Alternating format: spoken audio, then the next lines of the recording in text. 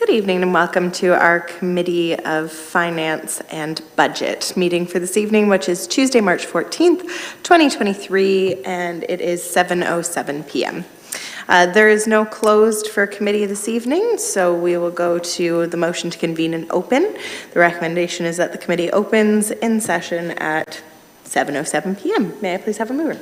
Moved by Councillor Dunstall, seconded by Councillor Martin. All those in favour? And that passes unanimously. I'll now turn it over to Councillor Cressman to read the land acknowledgement.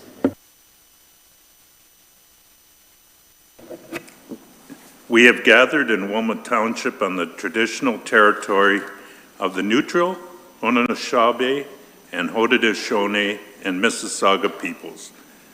We also want to acknowledge the importance of the Dish with One Spoon Covenant, a peace agreement made between Indigenous nations before the Europeans arrived. It characterizes our collective responsibility to each other and Mother Earth. We should only take what we need, leave enough for others, and keep the dish clean. By acknowledging this covenant and the First Nations, Inuit, and Métis peoples, we are reminded of our important connection to this land where we live, learn, and work together as a community. Thank you very much. There are no additions to this evening's agenda. The recommendation is that we adopt the agenda as presented for March 14th, 2023. May I please have a mover? Moved by Councillor Cressman, seconded by Councillor Martin. All those in favour? And that passes unanimously. Are there any disclosures of pecuniary interest under the Municipal Conflict of Interest Act this evening? Seeing none, we will move along. We have a recommendation that the minutes for the following meetings be adopted as presented, which is the February 21st, 2023 minutes. May I have a mover? Moved by Councillor Martin, seconded by Councillor Cressman. All those in favour? And that passes. There are no public meetings or presentations this evening, and nor is there any consent agenda items, so we will jump into reports. But before that, I'm going to call on Sharon Chambers, our Chief Administrative Officer, to provide a brief introduction for tonight's budget discussion. Thank you, Chair, and good evening, Committee. As you'll recall, we began the budget process on December 12th, where staff, following our historical budget process, presented a proposed target levy increase of 4.8% based on inflation, a 2.8% dedicated infrastructure levy increase as per the Township's asset management plan, and a placeholder of 2% for any new proposed staffing positions. Committee approved in principle the 2.8% dedicated infrastructure levy increase, but referred the matter back to staff for additional information before establishing a target levy increase. In response, staff amended the budget schedule and we revised the budget process to provide more information to Council to better inform the budget decisions and to allow for greater input of Council into the programs and services that are provided to the community. Through this process, we have had some very frank and productive discussions about the Township's fiscal circumstances. We're in a place right now where we're taking on new activities and costs to prepare for growth, but we've not yet realized the revenues from that growth through development charges, fees, and new assessment. We're taking on debt at a time when interest rates and project costs are high, and we will have to incorporate those debt servicing costs into future budgets. Historical budgeting practices were based on the principle of low tax increases and no debt. And as a result, the Township's reserve funds are well below that of comparator municipalities across the province. This limits our capacity to borrow internally to bridge debt servicing costs until growth-related revenues such as development charges are collected to replenish our development charges fund, which is currently in a deficit position. The first draft of the 2023 operating budget was presented on February 13th. With a levy impact of 8.89%, not including the 2.8% infrastructure levy. And if you recall, we didn't ask you to approve that. We were putting it on your plate as sort of a first draft to get your input into that. Following the presentation of the capital budget happened on February 21st. That included 61 projects totaling approximately $23.7 million in capital expenditures. And again, that is significantly more than we've seen in our history here. Following the presentation of the capital budget, committee directed staff to make some revisions which reduced the levy increase to 7.38%. Since that time, staff have had some discussions and we've identified a number of potential revisions to the capital program, which Director Kelly will summarize for committee this evening during the presentation of his report, and we invite a healthy discussion on that as well. It has been acknowledged through this process that in order to achieve a tax levy increase that's palatable to Council and Wilmot taxpayers, we may have to employ some of those same historical practices, which do include deferral of projects, not annualizing staffing costs, using more reserve funds than we're putting away, and using one-time revenues to reduce the tax levy impact. These practices, and I can't stress this enough, they are short-term solutions and they only defer the problems to subsequent budget years. And that just compounds our problems. And to be honest, that really could lead to just even higher tax increases in years to come. So we want to ensure that when Council is making these decisions, that you're making them in a very informed manner. And so we're going to be summarizing the impact of those changes that you direct us to implement so that you're aware of the impact on the 2024 budget when you're making those, because I think in that manner you're really making the best informed decisions for the township and the residents. So to conclude this process, we are planning to have the final budget approved on March 20th. We have the reports that are going to be presented tonight. As I said, Director Kelly will have the update on the revisions that we are putting forward for your consideration, and I do have the new staffing requests for 2023 for your consideration as well. We have slotted tomorrow night if needed.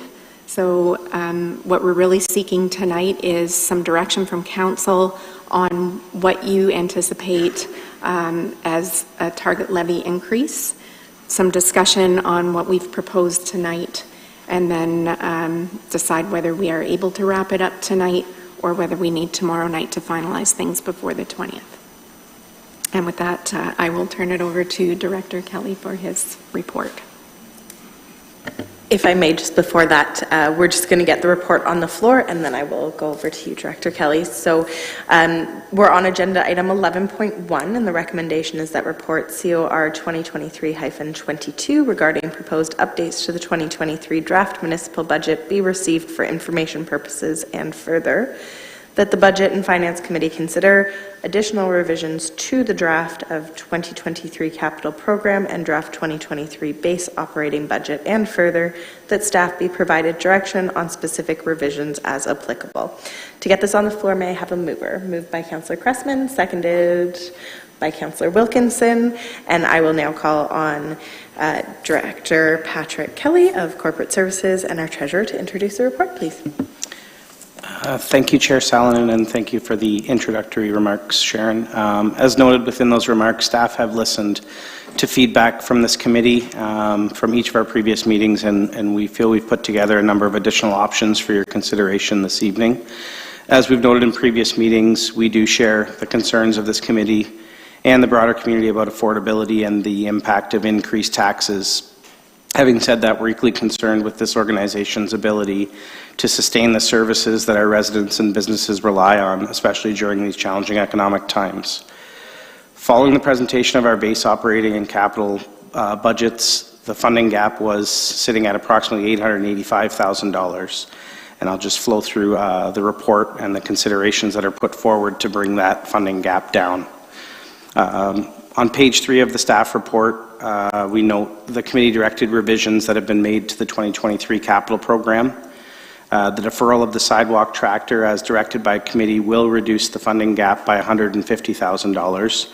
However, as noted, it will add $20,000 in rental fees to the base operating budget. Director Molenhus is virtually here to present any further discussion that may be required on that item. The committee also directed staff to review the scope of work and design for the Nith River Promenade in an effort to reduce that project's debt requirement by $200,000. This report notes on page 3 the revisions that would be required to the existing design to meet this sizable reduction, and Director Jackson and staff are present to review the project in greater detail if necessary for committee. We've also added an additional $10,000 to the boardwalk under Highway 78 to allow for lighting to be incorporated within the scope of work. And as well, the Mike Scout wetlands entrance and bridge relocation works are no longer being considered for debt financing and are now subject to the success of our application funding via Infrastructure Canada. And finally, the administration complex parking lot works have been deferred to 2024. So the combination of those 5 committee-directed adjustments reduced the current year levy funding gap to $734,000. As well, they removed $937,500 in levy-funded debt financing from our 2023 capital program. So, as noted in our last meeting, some sizable shifts in the capital program to help with the 2023 budget. So, as noted, the remaining gap would represent an approximate 7.38 levy adjustment. So, following that meeting, staff revisited the capital program and have presented a number of additional adjustments for your consideration this evening. The combination of these adjustments, as noted on page 4 of the report, could further reduce levy funding requirements by $154,500, and more importantly, reduce our infrastructure reserve fund requirements back to a level that matches the current year contribution. Staff continue to recognize that each of the noted projects are priorities for their service areas. However, we are also cognizant of the challenges that there are in balancing a municipal budget in a high inflationary environment. We remind committee, as we've previously stated, that the deferral of capital projects does present an operational risk to the township that should be underscored. Following review of the capital program, staff also took the opportunity to review our listing of minor capital initiatives that were included within the base operating budget. Through that review, 4 projects were presented for consideration of deferral to 2024. Thermal imaging camera replacements, administration complex carpet repairs, WRC floor crack review, and the New Dundee sign replacement were all identified as projects that could be pushed out 1 additional year in an effort to reduce the 2023 levy impact. While the savings generated from those 4 initiatives would be $28,500, the overall savings on the operating side would be reduced to $8,500 due to the need for that $20,000 sidewalk tractor rental. One additional consideration for committee would be to include the lease fees for the 30 Neville Street property recently acquired. 2023 fees for this lease could total approximately $100,000 if included. Staff again would remind committee that this revenue stream is temporary in nature and would need to be replaced through future taxes or user fees when we start to utilize that facility ourselves. Lastly, staff have included for your consideration the collecting of property taxes in the current year to fund future debt obligations that are set to begin in 2024. If included, this would add $125,000 or 1.25% to the levy requirement. The financial considerations section of the report on page 6 summarizes each of these considerations, which, if combined, would reduce the overall levy requirement to $596,000 or 5.98%. And to wrap up, I guess, as Sharon noted, we are hopeful as staff that following tonight's budget deliberations, we will have endorsement from this committee of a final budget to bring forward for formal ratification next Monday evening, the 20th. And with that, I'll turn things back over to Chair Salonen. Great. Thank you very much, Director Kelly. I will now open it up, councillors, for questions on items in this report. Councillor Cressman. Through you, Chair, 1 or 2 questions here. First of all, the Neville Street leaseback. If we don't apply the $100,000 to the capital cost, then we are going to increase the amount of debenture funding on that. But we've made a savings of approximately $3 million in our kind of out year for acquiring land, etc. So to my mind, that makes sense that that would be debentured financed as compared to using this lease back. And so I would certainly be supportive of the 100,000 being used for purposes within the current budget. So how do we want to handle this? Do we kind of make those suggestions as we go, or do we have to pass motions on each of these components? So it would be amendments that we would be making. So I would make that as an amendment to the proposed budget.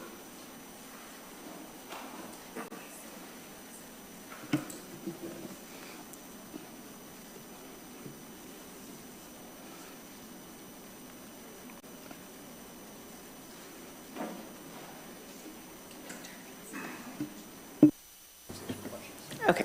Thank you for waiting for a second. I was just discussing with the clerk on the best way to do this. So for amendments tonight, we're going to address them as they come up. So you would have the amendment, then we'll get that onto the floor by having a seconder. Then we will discuss further if we need to, and we will vote on whether we include that amendment or not to what's already on the floor. But we will do those one-off so that at the end of the night, we're not left with potentially 20 amendments to go through before we get to the actual vote. Is everybody amenable to that? Yes? Okay, great. So that amendment has been moved by Councillor Cressman. Councillor Martin, is that seconding? Okay, thank you. Seconded by Councillor Martin. Does anybody have any additional comments or questions they wanted to add on that before voting? Chair. Oh. Yep. Sorry, I have a question. Yes, of course. I just want to be clear on, so it's, your motion is to include the $100,000 in lease fees within the 2023 operating budget as a revenue. Okay, thank you. Okay. Any questions from staff beyond that? Or council? All right, seeing none, then we will vote on the amendment, which will be to include the $100,000 in this year's operating budget. All those in favor? Okay, that passes unanimously. So that has now been added on to the motion that we will be voting on later on this evening. Are there additional questions councillors want to bring up about this? Yes, Councillor Dunstall. Thank you. Through you, Mayor. Patrick, I just wanted to know, do you have any idea if MCAP's going to be updating their numbers in 2023 or 2024? Sure. Through you, Chair Salonen. I believe you're referring to the reassessment of properties. I would not anticipate that they'll be doing a reassessment in 2023. I would hope we would have heard that by now if they are. That being said, if it were to move forward in 2024, again, I want to reiterate for committee and for the community that a reassessment does not create any new funding for the municipality. A reassessment strictly changes the distribution of taxes across all the properties. It will not create new levy dollars. Assessment growth, on the other hand, new buildings, new commercial, industrial within the township, that creates new assessment, which would grow our tax base. Thank you. Councillor Cressman. Just, this is the bottom of page 5 of 7. The 1.25 that you talk about for financing of debt, that takes into account that that debt likely won't be received till the last quarter of the year, correct? So the impact on next year's budget would be, if it's a quarter of the year that that debt is actually in place, will be 4 times that amount. Or am I interpreting that right or wrong? Through you, Chair Salonen, no, that is the new annual debt servicing cost that would be associated with all the debt that we take on for the 2023 capital program. The first payment of those debt servicing costs wouldn't occur until 2024. We do put it forward as a consideration for council in the event that you would want to start collecting taxes to get us ready so you don't have that hit in 2024. If you don't start collecting it, start collecting it in 2023, it's guaranteed that you're already committing to a 1.25% levy increase for next year. So I mean, since that conversation has already been opened, councillors, are there any other things on the debt, any decisions that we want to make or amendments for directing staff on if we want to see that go forward in this budget, or removed or altered? This is one of the quietest budget meetings I think we've had. I personally would be open to seeing we start collecting so it's not a huge hit next year, but not that percentage. I also can't put amendments on the floor, so just throwing that out there. Councillor Wilkinson. Yeah, just as a, through you, Mayor, a general comment. I mean, something that I think maybe we should consider, and I'm you know, maybe we don't collect the full amount as the mayor has suggested here, but we rather have to be creative in the sense that maybe we look at half, or maybe we look at a third of this just to sort of get the ball rolling. But in general, I'm trying to approach this evening just to set the tone. I think we're right now at about 8.78 as a total net adjustment. My target personally is to get down to 6 as a total net. So we're going to have to be creative in terms of how we get there. I know that's not what everybody wants to hear, but frankly, this township has been living far beyond its means for too long, and it's time that we have to rein things in, and we have to start pulling off the Band-Aid now. It's going to be painful, but we're going to get there. So that would be just my suggestion to start the conversation.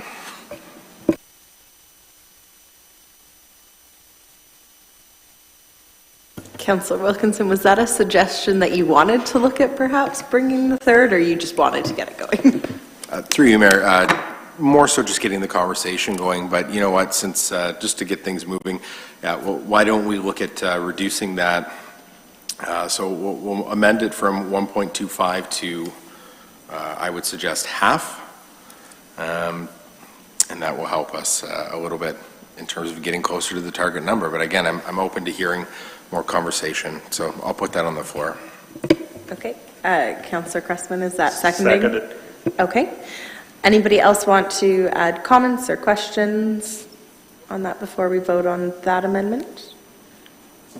Staff, is that clear direction for you?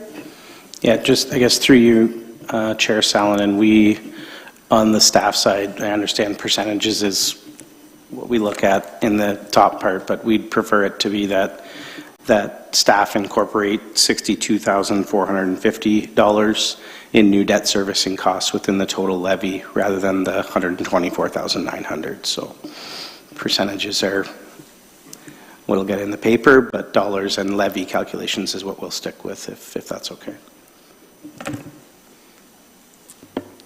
Councillor Cressman.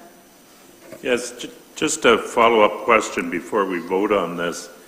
Do we know what the debenture interest rates are going to be? Because I think we're staring down another, Bank of Canada is talking about another potential interest rate hike. I guess, do we find out when they're issued, or do we have any prior knowledge of what our debentures are going to be costing us? Sure. Through you, Chair Salonen, we do get monthly reports from the Regional Waterloo on the current rates. They do shift a lot nowadays versus how they used to be quite steady. I believe the last one, and Ashton, you can correct me if I'm wrong, was at 4.85%. It's still under 5% right now for a longer term debenture, but at the time that we would issue the debt, like you said, in the fall of this year most likely is when we'd have a better understanding of where those rates are at.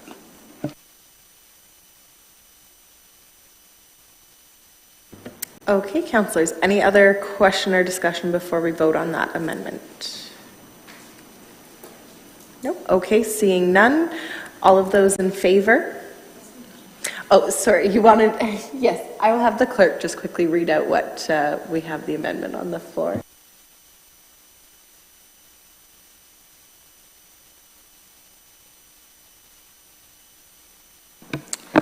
Through you, Mayor, if I can I just have Director Kelly repeat the first number? I have where we're going, the 62,450. I just don't have the starting number. Sure, yeah. It was $124,900, so that be revised to 62,450 is what the motion would be.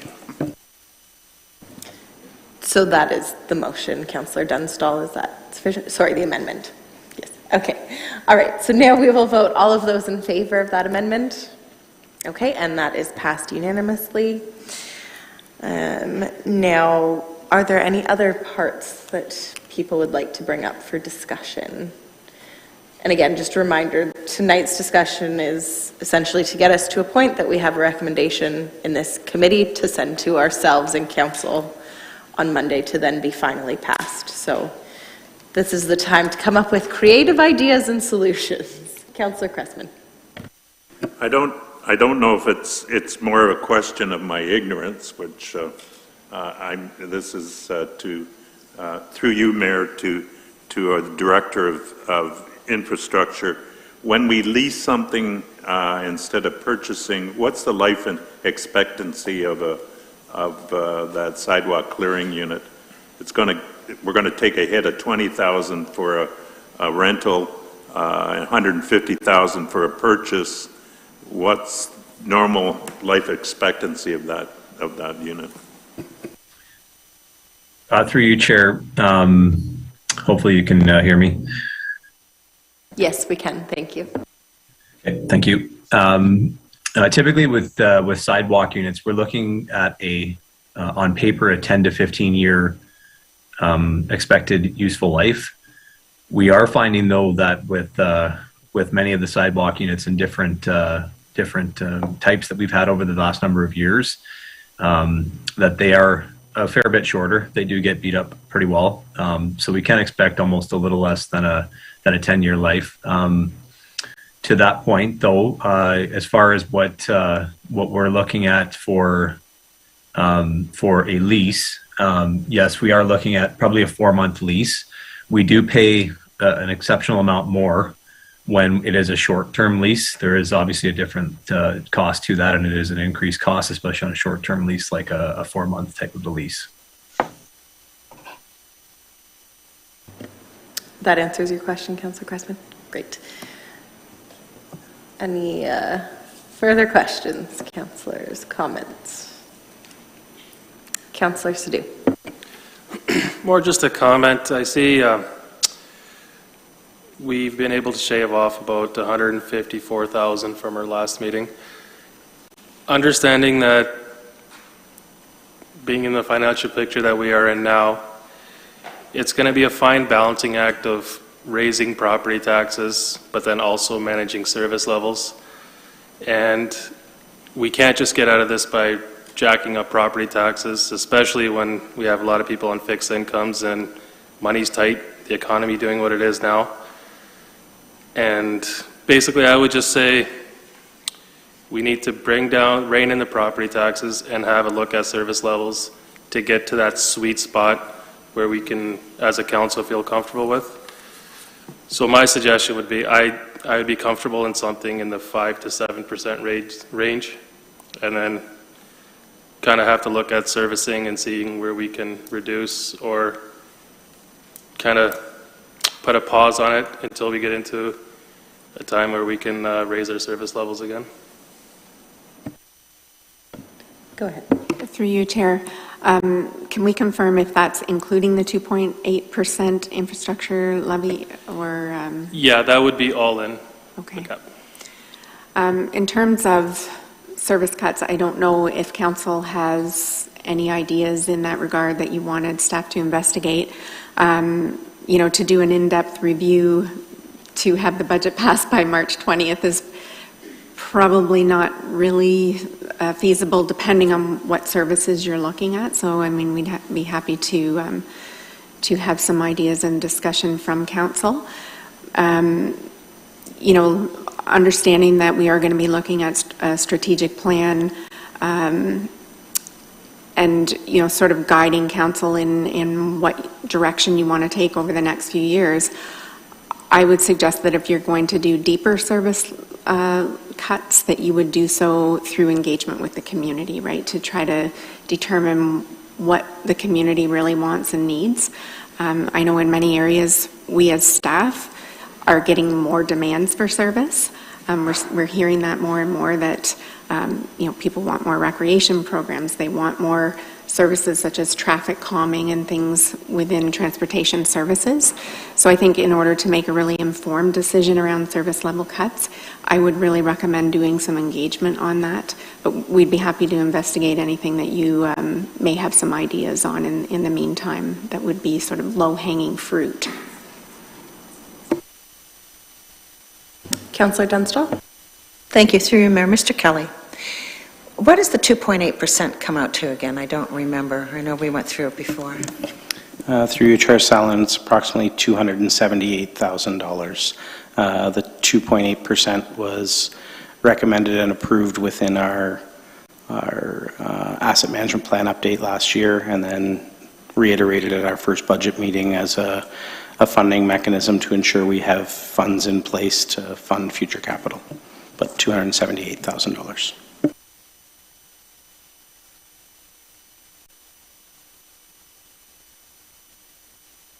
Councillor Cressman? Yeah, I think, just a comment here, I think every 1% is worth $100,000. I think you've kind of taught us that over this period. And so if we go back to some of the suggestions that are on the table, although I don't I can lean towards that kind of as an end point. The real question is where we're going to find that kind of money in terms of a budgetary cut to hit those levers. And that's the piece that concerns me. And I was kind of thinking here and saying, where are we suggesting that we find, basically, if we're going to find somewhere in the neighborhood of $400,000, $4,000 to $5,000, $400,000 to $500,000, that's a significant cut. And I haven't found those money trees out there with that kind of money funding on it, but I'm certainly willing to take information in and hear that. I also just had a question. Director Kelly, could you explain what exactly, say, a 7% increase looks like for the average household in dollar value, not actual percentage? Because I know sometimes percents sound a lot scarier than dollars. Sure, and I didn't provide that question pre-scripted to the mayor. I'll say that to start, but thank you for asking it because it is a very important distinction. We are talking right now at this point in time with the two revisions that we've gotten so far tonight, we'd be sitting at an average impact of $106 per household per year because of how low our base levy is. If we were to move to 7%, which Councillor Cressman noted would require some significant cuts from where we are right now, the average property would be paying an additional $76 per year in property taxes. So I did mention in previous meetings, our percentage is a percentage on top of a relatively low starting point where our levy is. So focusing on a percentage number being in the range that it is, albeit the historical approach is to look at the percentage. Looking at the impact from a dollar standpoint is I guess a better way, in my opinion, of looking at the affordability equation and what the community can afford. So long-winded answer because you gave me the floor, but $76 if it were around $76 if it were a 7% increase. Councillor Sadhu? Just for clarification, what is the average price of the home that we'd be basing that $76 on, or the assessed value? The average assessed value right now in Wilmot that we use is $408,600. Assessed value. So could you break that down for me? Are we talking about like houses behind the castle would be in that assessed value bracket, or are we talking that's more so a townhome situation? Through your chair, Salonen. So that's just standard residential home, 2 or 3 bedrooms. It's not,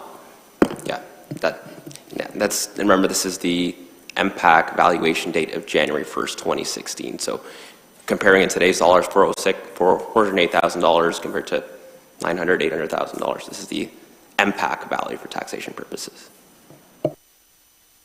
Okay, thank you.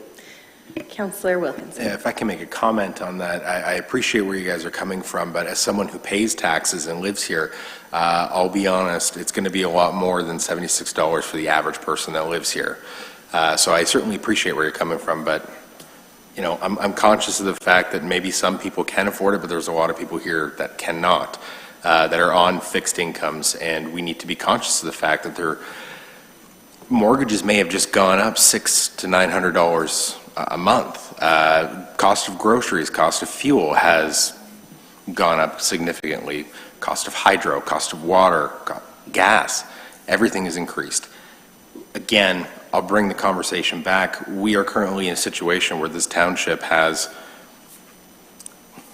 not necessarily managed things properly over the last number of years, and we need to, yes, get back to stability, but we need to do that incrementally. We can't do a huge increase this year and then look again next year when the time comes, and we can't, you know, defer a massive increase this year and then look at another one next year. We have to manage this properly. We have to be respectful of the people that have been living here a long time and pay taxes here. And one other comment I'm going to throw in there, and something that I know I've brought up before, but this council never had the opportunity to consider the raise that was put forward to the general township staff. So I'll address the elephant in the room. Quite frankly, that has a significant portion of this tax increase built into it. So something that I'd like to see addressed in future.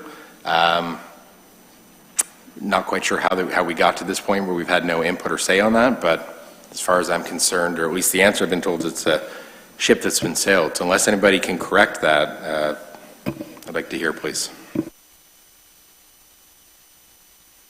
Yes, so that has been the historical practice here in Wilmot Township, where the percentage increase for staff wages is based on, and forgive me, Director Kelly, the Ontario Municipal HR Association average adjustments for non-unionized staff. Yes, thank you. I forgot the acronym there. Certainly in the practice where I've been other places, council, that would be brought to council for approval, and it's something that is on our radar for going forward. There will be a process. We would still be bringing it forward in accordance with that policy, but it would receive council's final approval and blessing before being incorporated into the budget. Councillor Dunstall. Thank you, through you, Mayor. I agree with everything Mr. Wilkinson said, but I'd also like to add a caveat that just as much as the homeowners' pricing has gone up, so has the townships, right? So we're paying a lot more for electricity, for everything else, for gas for the vehicles. So I just think that as our costs are going up, townships' costs are going up, and I'm just a little concerned about the impact of the service level of our community center, which is used by hundreds and hundreds and hundreds of people. So I just wanted to put that out there. I appreciate that you also have increases in the amounts that you pay as well. Councillor Martin, I know you had your hand up earlier. I didn't know if, and I'm not trying to put you on the spot. Through you, Chair Solomon, I realize this is a committee meeting, and I must say that I'm still just trying to choose my words, so I'm not sure that I have them all yet.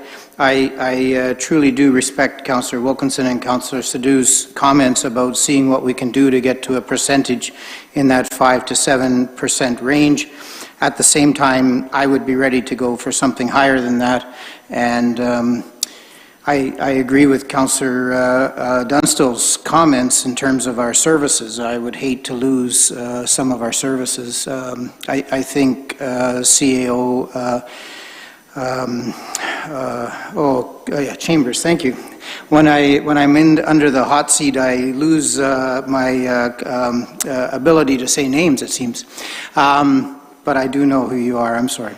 I think your comment was good in terms of the deep dive of that really maybe the timing is not right at the present time to do that kind of deep dive in terms of services. And so, yeah, I'm sitting here in a bit of a quandary, not really sure yet in this committee meeting which direction to go. But certainly if Councillor Sadhu or Councillor Wilkinson have ideas of what's a good way to get there, I do worry about losing services. Thank you, Councillor Martin. I'd be curious, and I do apologize for not raising it earlier because I honestly it blanked my mind, but I know at the region in our budget discussions, service levels for grass cutting, granted they own a lot more property, but it did cut off a significant amount to reduce grass cutting practices, still maintaining grass cutting, but allowing it to grow to a higher length, I believe, and essentially go further weeks. Would there actually be worthwhile cost savings in that at all? Okay. Director Jackson. Thank you, through the chair. The grass cutting for sports fields is a liability safety responsibility, so not in those areas would be my first comment. Secondly, we are in a 5-year contract with our grass cutting services. We do not do that in-house. For the most part, we do some small amount of grass cutting, but the majority is contracted out, and we just entered into a 5-year contract last year with those providers. Thank you very much. That answers that. All right, Councillor Cressman. Yes, I know I was discussing just general budgeting with some other people, and one of the questions that came up as I looked the last year's actual over the budget was the fuel, the cost of fuel, and how that has gone up. And I didn't need a primer on that, having watched my fuel bills at the farm. Previously, I had locked fuel in for now this is colored fuel for 65 cents a liter, and it topped out last year at $1.85 to $1.90. So I'm wondering, has it returned to more historic levels, fuel costs?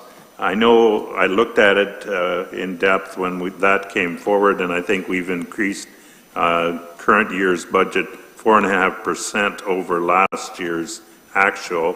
Are we increasing it over what was an anomaly last year, or has it actually come down? And so I guess this would be the Director of Infrastructure that I'd be directing my comments to. I think it'd probably be best if I handled that. He's nodding. Okay. So yeah, our budget for fuel costs has gone up substantially from last year, as you've noticed within fuel prices. We base our budget estimate, which is an estimate, based on our consumption levels, which we anticipate to remain fairly static to last year, not dropping and not increasing significantly, and then inflation factor based on where we think fuel costs are going to go for this year.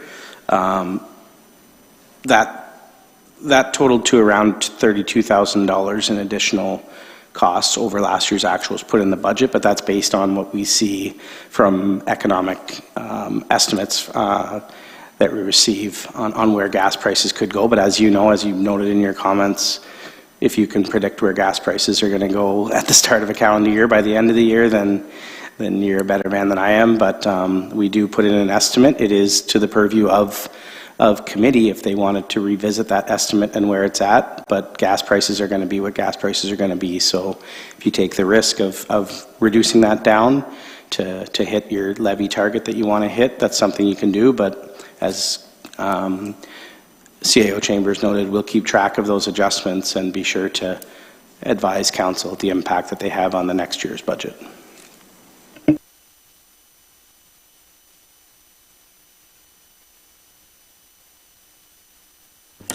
Well, I'll go ahead with, I'm curious on the promenade, included here some of the identified options to reduce the cost of the project. When we're talking about eliminating the tree protection fencing, what is the risk to losing those trees or potential damage to those trees, as well as what is the actual cost that we'd be getting? And I see Director Molynhuis with his hand up there. I don't know if that was for that or another question.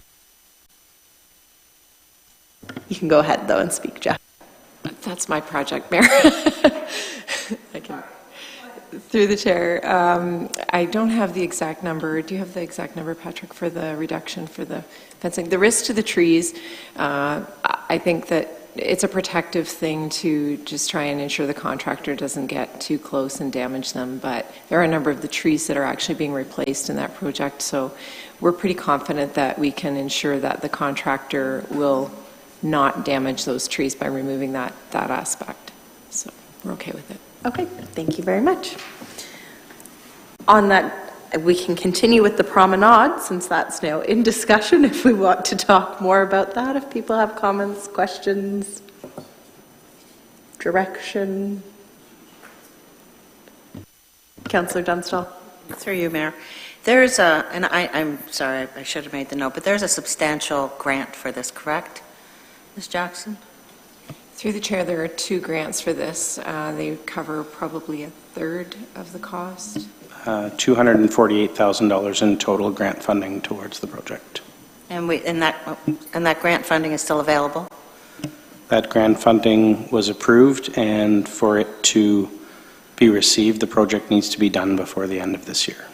Okay, thank you. I'm just going to go over to Director Mollenhuis. I think you have your hand up again there. Thank you, Chair. And I apologize. I had my virtual hand up for the previous discussion on the fuel component, and I did want to say thanks to Director Kelly. It is his staff that typically undertake a comprehensive review and sort of overview of the fuel pricing and how it impacts our budgeting. I did also want to note that our capital projects are also seeing some of those sort of integrated into the costs of the full capital projects themselves, and especially over the last couple of years. But there is a discussion about what's called fuel indexing now, and how that sort of can change from the time of a bid project to the time of a completed project. We currently have something for asphalt because the prices can fluctuate so much on a monthly basis based off of oil. So there are some components that are being integrated now, similar to asphalt. We're doing the same thing for fuel. So some of those you'll see sort of addressed in the capital costing of projects as well, and increased costs there.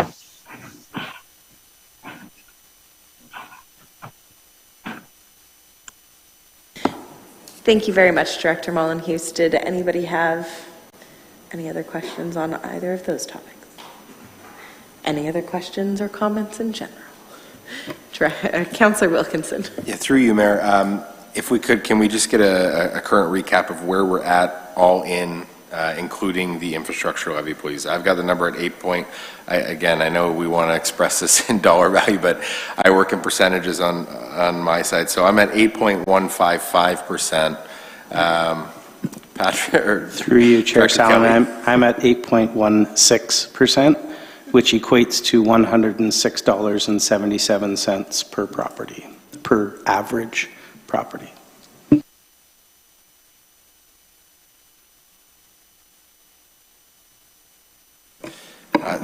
Through you, Chair. Director Kelly, I'm wondering if you could potentially just detail for me how or what the overall collection value is for the dedicated infrastructure levy, and what it was prior to the 2.8, and then what it would be post 2.8. I'm essentially getting at what would it look like if we were to potentially cut back a little bit on that 2.8 that we've discussed previously. Sure, through you, Chair Salonen. So when we first introduced the infrastructure levy, 2020 was the first budget it was included. It was $161,000 we were collecting and transferring to the infrastructure reserve funds. As of, if the 2.8 were included this year, we would be at $799,000 being transferred into infrastructure reserve funds. So that is including, so we went from 161 to 336 to 520 to 799.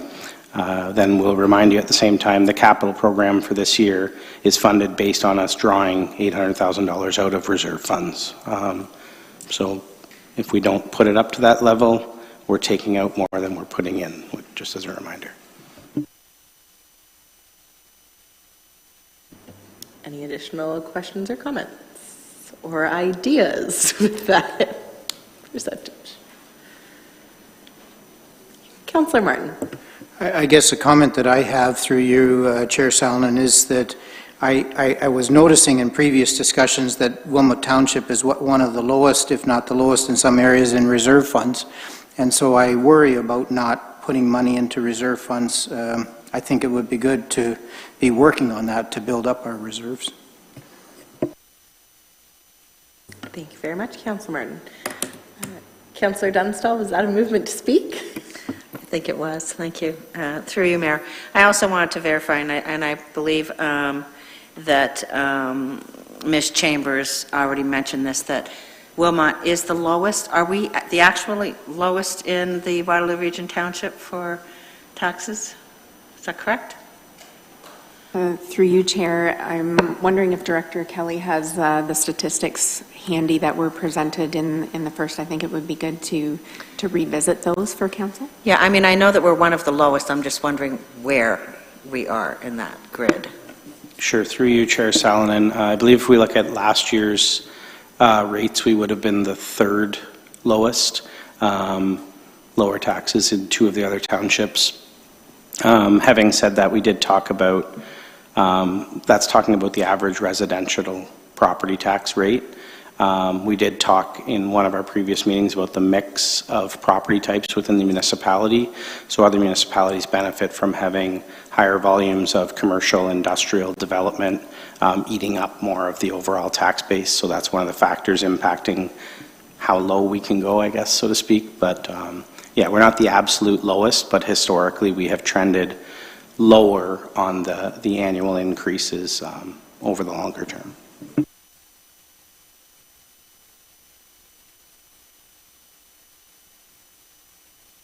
So, councillors, it's kind of in your hands as to, yes, Councillor Wilkins. Through you, Chair. I'm wondering if it's possible, I mean, at this point in the meeting, looking at things, can we give direction to all directors to go back to their departments and identify savings of $30,000 to $40,000 per department and then come back tomorrow? So we can give direction. That would have to be in the form of a motion. Mm-hmm. And yes, you can put that on the floor. And would that be an amendment or a separate motion?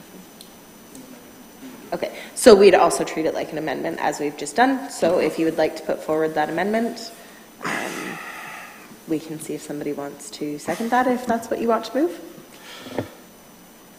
Yeah, I'm just trying to think of the sort of the precise number here and what we maybe need to come up with. I think I would say more so give direction to the corporate leadership team as a whole, give them one flat number versus a number per department. I mean, I'm inclined to put forward a motion to say, can we come up with an additional $150,000, which would be approximately 1.5%, considering that while this topic isn't on the floor, we have another topic coming up very shortly to discuss staff. But at this point, I would put forward an amending motion to give direction to staff to go back, come up with approximately $150,000 in savings to be discussed and finalized tomorrow. Do I have a seconder? Seconded by Councillor Sadhu. And any questions or comments before we vote on that amendment? Okay, seeing none, all those in favor? All those opposed? Okay, and that carries. So is there any other discussion that we want on this particular report? Any other questions that council has of staff? Or do we now want to vote on the recommendation, including the amendments that we have now made? Yeah, oh, yes. Perhaps if I would present the new staffing report, and there could be other direction that may be incorporated into that motion as well. So that is actually a separate item, so it would be voted in that recommendation, or are you asking that that be held off? Well, the recommendation is there, but based on the discussion tonight, I don't know council's appetite for passing that. So would you like to table my report consider that because it really is part of the overall impact and perhaps it changes council's final direction to us, I guess. Is that, or would you, looking to our clerk, would you prefer to deal with it all at once? Through you, Mayor, council can choose to defer the report to tomorrow evening, the second report. Might be easier to do that. So if we put it on the floor as a deferral motion, then it'll come forward tomorrow night as a consideration. The only caveat I can see as maybe being concerned is if staff choose to amend the staff recommendation in advance. Is that going to be possible based on the direction of what council's giving this evening? I guess what I'm saying is if I put if we put this recommendation on the floor on the new staffing requests and it fails, council may wish to provide some additional direction on what we bring back tomorrow. So my preference would be to get it on the table tonight, to have some discussion. But I think that the motion that we're considering based on the adjustments to the budget tonight, it would be nice to have them all incorporated into one direction for us coming back. So I just would like to get this one on the floor, get your feedback, see if it passes or fails, and then perhaps there's some additional direction that could be incorporated into that final motion. Are you consolidating all of the direction so far? You're not, okay, So sorry. Through you, Mayor, the direction that's been consolidated would have been the motion that was on the floor, the amendments that have been moved, and then council will be asked to consider that motion itself as a consolidated.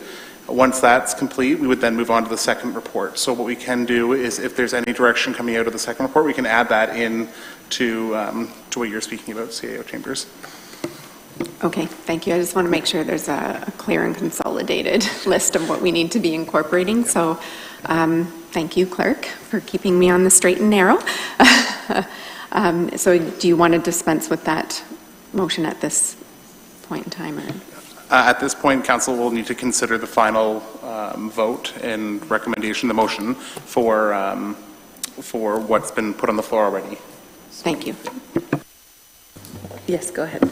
Through you, Chair Sallin, I just want to confirm that the 150 target is on top of what's there, but we haven't dispensed of everything that's there right now. The listing, like I know we've spoken about including the lease back of 100,000, revising the debt payment obligation, but we haven't spoken about the other capital considerations that we put in. Is it just yes, do those? The other operating considerations that we put in is yes, do those, and then find another 150,000? I just want to be clear whether what we've presented for consideration thus far is already the direction we're taking. Councillor Wilkinson. Yeah, through you, Chair, to clarify, the way I saw it is what was listed in the report and coming to the number that we sort of touched on briefly was what 8.16. So what I'm suggesting is an addition, and that 8.16 would be inclusive of all of the pieces that we talked about here in terms of the capital adjustments, the capital considerations, the operating considerations, adding in the lease back, and then cutting back the debt payment. That gets us inclusive of the infrastructure levy 8.16, correct? Yes, okay. So yes, the direction that I was giving and through that motion was to find an additional 1.5% or approximately $150,000 off of that. And maybe as a follow-up question to that, through you, Mayor, to CAO Chambers, the staffing report, just so we're clear, that's not included in the current draft budget, correct? Okay, excellent. Very good. Councillor Cressman. Yeah, this is, again, my understanding is that when I voted to support that motion, I voted to say that the 150,000, see what you can do to get as close as you can to the 150. You might have to give us some either ors, you know, we can find 70 here, and this is going to be painful to get the next 80 or the next 40, but you could do it in a staircase effect to kind of give us and see where the pressure points are in terms of reaching that objective. That's the way I understood the motion. Yes, and just to go off of that, the way I also understood it was that, as well as what is brought back tomorrow, doesn't mean that that's what we're going ahead with. Just, it's for us to understand, if we're trying to get to that target that's been discussed tonight, where we could look at doing those and hear from the departments what's, yeah, as Councillor Cressman said, pressure points. So, councillors, are there any other questions or suggestions before we bring forward the vote on this recommendation with the amendments that we have made? Anything else anyone would like to speak on? Councillor Cressman? So the consolidated motion that the Right Honourable Clerk has indicated means that all our amendments are lumped together in one main motion, and that's what we're voting on. Through you, Mayor, that's correct. I'm just going to ask the Deputy Clerk to put on the screen the consolidated motion so Council can review it before voting.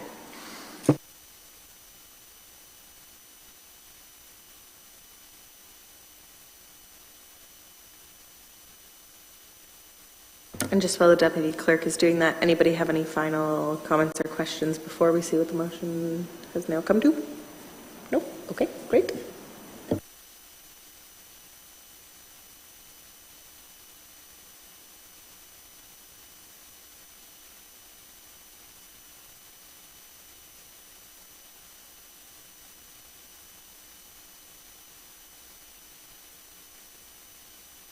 Do you mind just increasing the font? I didn't think I was blind, but I'm starting to wonder.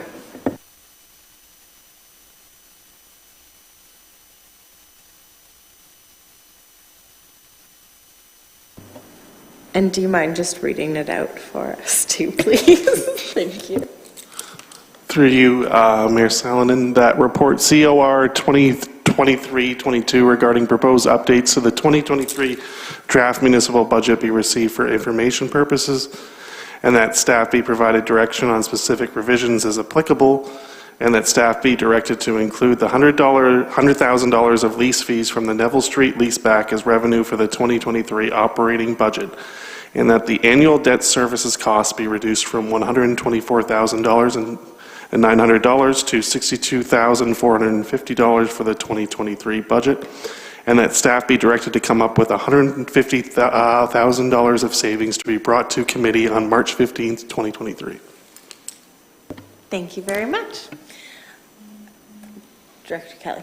Yeah, sorry. I'd just like to ensure the motion's capturing what I mentioned there, those other revisions. So I guess to the clerks, if the motion included, language around the fact that the capital program be updated to reduce levy funding by $154,500, and that the base operating budget be reduced by $8,500, then I think I've got everything in there. I just want to make sure that those are clear, those are approved by this committee, so we don't have to revisit them. Does that make sense? Through you, Mayor, if we could, just to make sure it's very clear to what Director Kelly has brought up, could we get a motion to that effect and then a vote? Thank you. So if we could just have somebody propose an amendment, if they're comfortable doing such. Councillor Wilkinson. I'll put forward an amending motion here that we will adopt all of the summarized budget adjustments that were available for consideration, in addition to the $150,000 direction that we were giving here, in addition to cutting the debt payment obligation collection in this year by half. Right? Perfect. So that's moved by Councillor Wilkinson. Do I have a seconder? Seconded by Councillor Sajou. All those in favor? All those opposed? Great, and that carries. And so now we are actually voting on the recommendation now that we have that put on the table. So the recommendation is what the clerk just had up, but essentially it is the initial recommendation that was proposed, and then all of the amendments that we have now up to this point added in. So any questions of clarification or comments before we vote on that? Okay, without seeing any, all those in favor? And all those opposed? And that carries. So now we will go on to item 11.2, which is the proposed staffing level adjustments for 2023. And the recommendation is that the report CAO 2023-02 be received for information purposes, and further that staff be directed to incorporate the following new staff positions into the 2023 operating budget. Community Services, Parks and Facilities, Arena Operator Hybrid of 2, Community Services Night Custodian, Infrastructure Services Manager of Public Works, Infrastructure Services Customer Service Representative and Administrative Assistant, and Office of the CAO Manager of Communications and Strategic Initiatives. So let's first get this on the floor, and then I will turn over to CAO Chambers after. So may I please have a mover? Moved by Councillor Martin, seconded by Councillor Dunstall, and I will now pass it over to Sharon Chambers, our CAO, to introduce the report. Thank you, and through you, Chair. Each year during the annual budget process, departments submit requests for proposed new staffing resources to the CAO, and if approved, they're brought forward to Council for consideration in the draft operating budget. Traditionally, we've characterized new staff positions as levels of service, which suggests that they're related to new or expanded services and programs. However, this isn't always the case. Often, increased staffing is required to maintain existing service levels where program delivery is impacted by growth, new legislation, modernization of service delivery, or other factors, and certainly Bill 23 is an impact that would fall under that category. This report outlines where services and program expansions are proposed. The report summarizes the new positions requested for 2023. Although the report identifies 6 positions in total, 4 of the 6 proposed positions are offset by a reduction in part-time hours or vacant positions that are already included in the annual wage budget. I'll briefly summarize the requests, and department heads are here to answer any questions that Council may have. First, I'll go to the Community Services Department, and the request is for 2 positions for Parks and Facilities Arena Hybrid Operators. It is a reduction of 0.5 full-time equivalents overall. However, it is a financial increase of approximately $41,000. And this shifts the staffing model from reliance on seasonal part-time positions by establishing 2 full-time hybrid Parks and Facility Operator positions.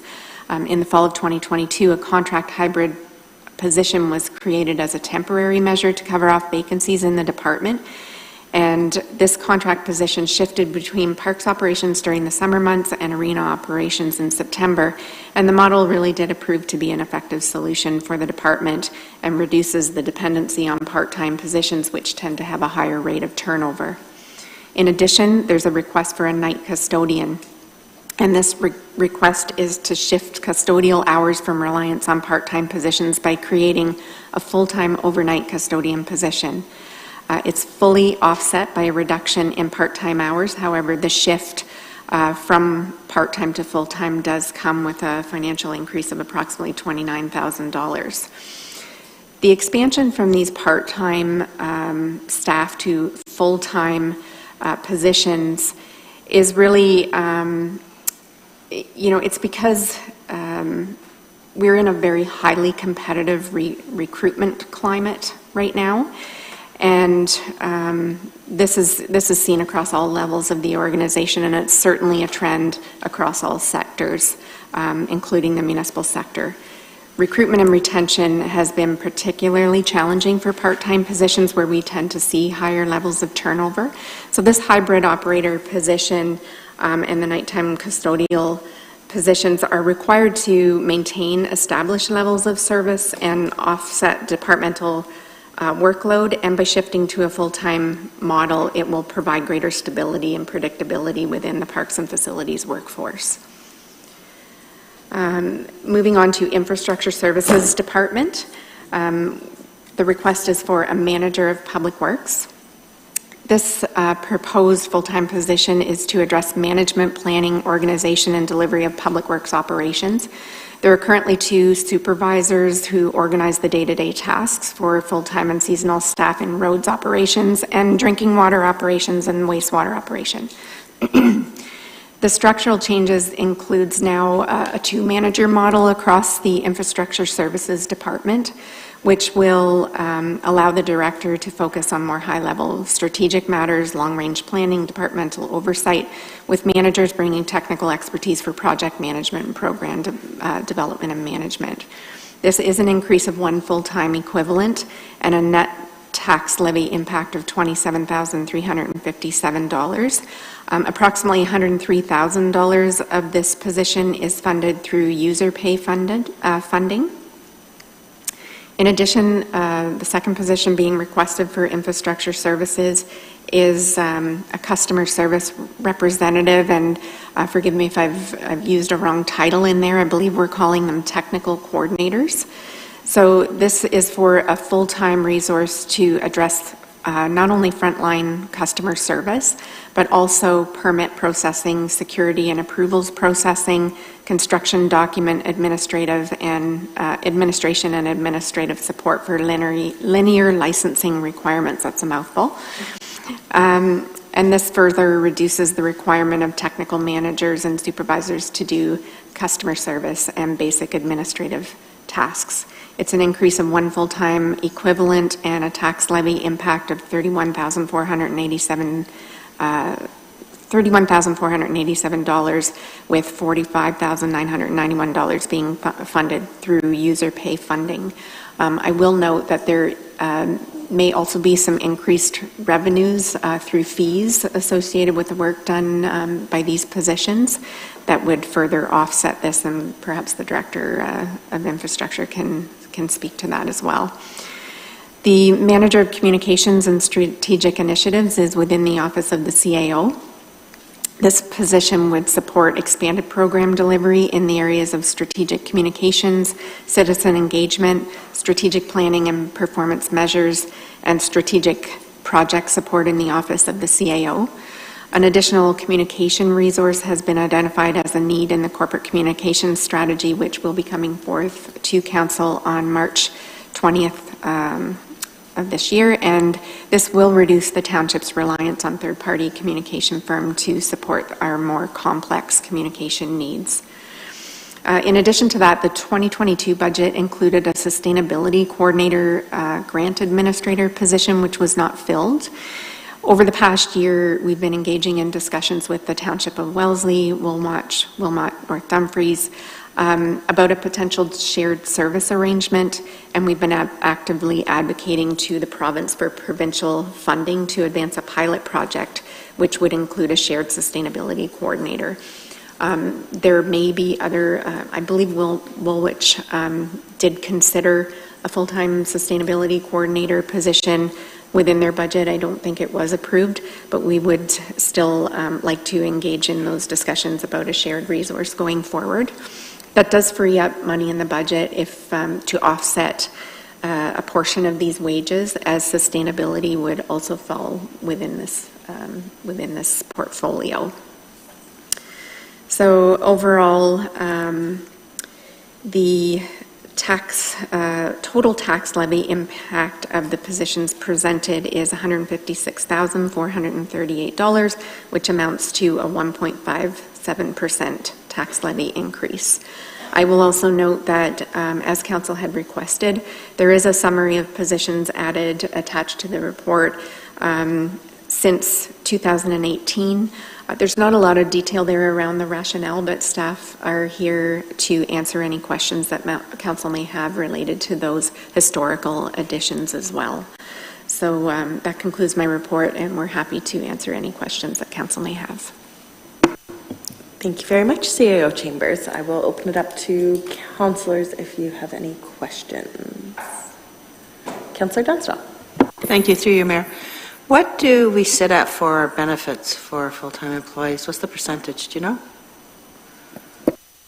I believe, through you, Chair, it's approximately 30%, but can Director Kelly confirm? Yeah, through you, Chair Salonen, it would range probably between 26 to 30%. This is all in mandatory employment costs and benefits. It will fluctuate based on if there's single benefits or family benefits, depending on the employee. Thank you. Councillor Martin. Through you, Chair Sellen, and just to clarify these numbers that we're discussing from our previous item of 150,000 to this item, that it would be an increase of 150,000. Our previous numbers and the levy, did that include this 150,000? So if we were to approve this on top of the previous motion that I realize we didn't approve, it would have been an additional 150,000 on top. Okay. Councillor Cressman. So that was my, I understood that this is additional. Do we have the option of, well, I would say slicing and dicing this, or kind of identifying one or two that we would see as being prioritized and one that maybe we would say we'll have to maintain as is? You are welcome to put that on the table, but I will turn it over to Sia. Through you, Chair, certainly all of these are pending Council's approval and discussion. You know, they're here to address program-related issues. So I think if Council wants to discuss prioritizing any of these positions, the directors here would be able to speak to perhaps risks that would be associated with delay of implementing those positions. Councillor Cressman? So that being said, I certainly would see the importance of prioritizing the manager of public works as rising to the top as I look at this. I don't want to create an arm wrestling competition between the different directors, but I would see that as one that I would see as being a priority, looking at the org charts previously. Councillor Dunstall. Thank you. Through you, Mayor. These numbers are for a 12-month period, is that correct? So depending on when we hire these people, there could be a potential savings there, correct? Through you, Chair Salonen, yes, depending on when we hire them, there could be potential savings. If we were to adjust the budget to not have the annualized rates for these positions, again, you're just pushing that into next year and it's already Yeah, no, I just wanted to know if there would be savings if every month that we don't hire, there'll be savings to go back in the coffer. Okay, thank you. Councillor Wilkinson. Thank you. Through you, Chair. Again, to maybe echo what Councillor Cressman to my right here was saying, knowing kind of the high-level overview and some of the information we're still getting regarding org charts and whatnot, I would echo his comments that a manager of public works would go to the top of the list. I would also agree that a manager of communication and strategic initiatives should also be included. I mean, I'm prepared to put forward a motion here that would be, or an amending motion saying that we approve manager of public works as well as manager of communication and strategic initiatives, defer the other hires until next budget, and in addition to that, look at continuing a conversation across the other townships for the shared sustainability coordinator. You know, to comment on that, I think I did some reading and research on my own. I don't think a township our size could necessarily reap the full rewards of paying a sustainability coordinator, but rather, you know, could see some benefit from a shared services maybe across other townships or through the region potentially. So to be clear, I would put forward a motion saying manager of public works, manager of communication, and continue to have that conversation, but defer the remaining hires suggested here to next budget season. Is that seconded, Councillor Cressman? If I can just quickly ask one question before we vote on that, over to Director Jackson. Just wondering on actually all three of your positions. So the night custodian, I'm just curious where the need is, as to my understanding, our physical locations haven't expanded. So where is the need for a new night custodian versus what we've currently been doing? And then I'll ask my follow-up. Sure. Through the chair, When the facility first opened, and I'll rely on Manager Dubrick over there if I say something incorrectly here, there were 4 overnight custodians part-time. We have not been able to fill those positions for various reasons. We have only been able to attract and retain 3 part-time, 3 part-time custodians who have other jobs and can only work certain hours, and they're not able to work overnight. So we have not been, retention is really difficult, and so is recruitment for those positions. We can't get in the women's pool change room with a male custodian during the day.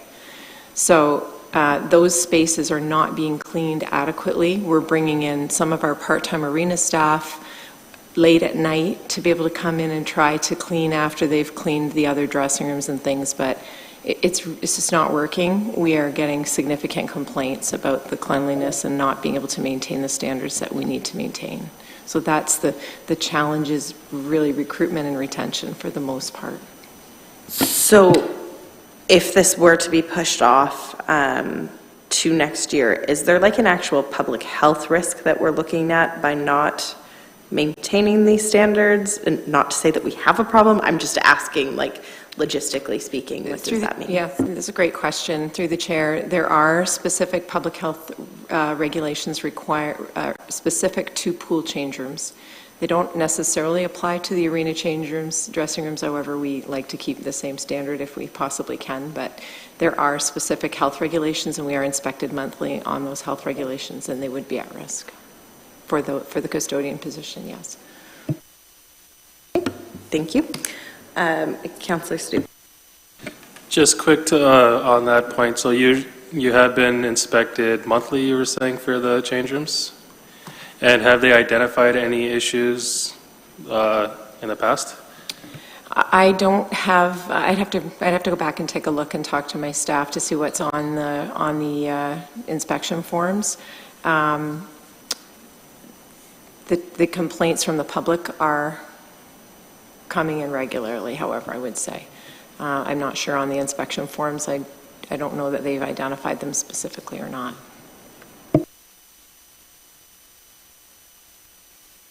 Okay, councillors. So any additional questions before we vote on the amendment before us? Is that a question, Councillor Dunstall, or comment? Sure, well, maybe. Through you, Mayor. I know that we don't want to push things off again, and I agree with Councillor Wilkinson about the 2 positions that he mentioned being critical.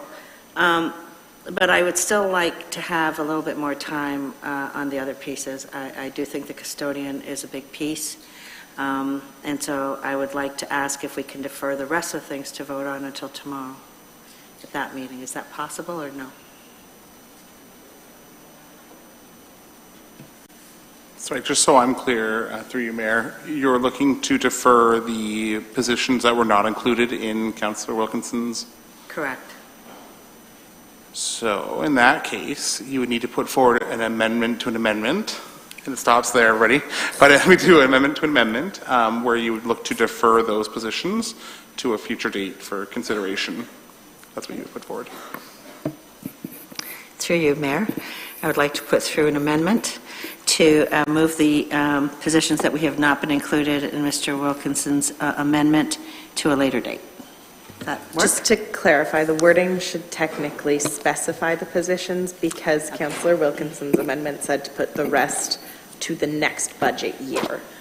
Okay. That's correct, yeah. We should be deferring and then list the specific positions, okay. Yeah. So I'd like to put through a motion to defer community services, parks and facilities, arena operator, hybrid times 2, community services, night custodian, and the infrastructure services, customer service representative, administrative assistant.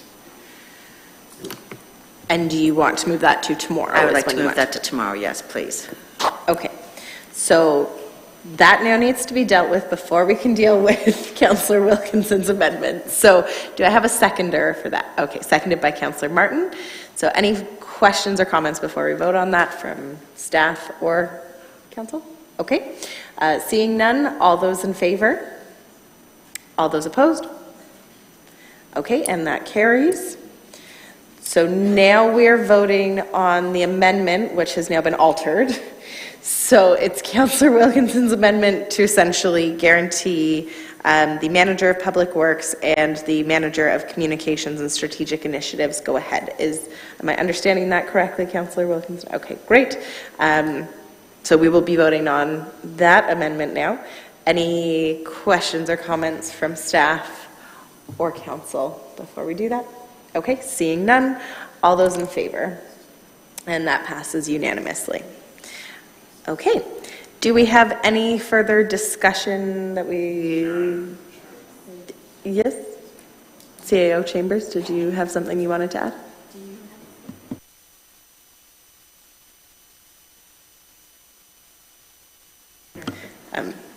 Okay, but no questions or comments from staff on this in particular? Okay. So right now we're just going to take a quick recess to logistically figure out tomorrow's meeting, whether it needs to be a continued recess or if it's a different meeting. So if you can just all give us 5 moments. For those watching online, we're going to recess for 5 minutes and then we will be back.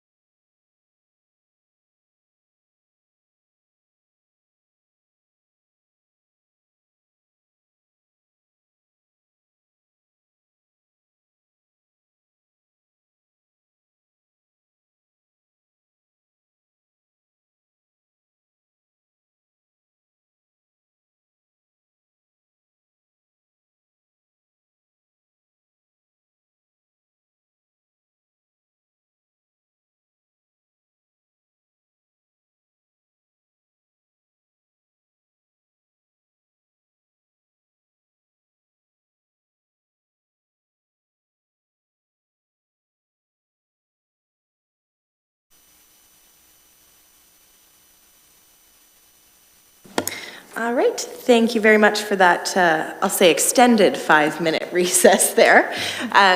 We have sorted out things procedurally, so I will just quickly explain. Staff has suggested that they are able to deal with both the staffing questions on the deferral that Councillor Dunstall had. They are comfortable speaking on that tonight, as well as feel that there is not additional information that they would have by tomorrow to speak on it.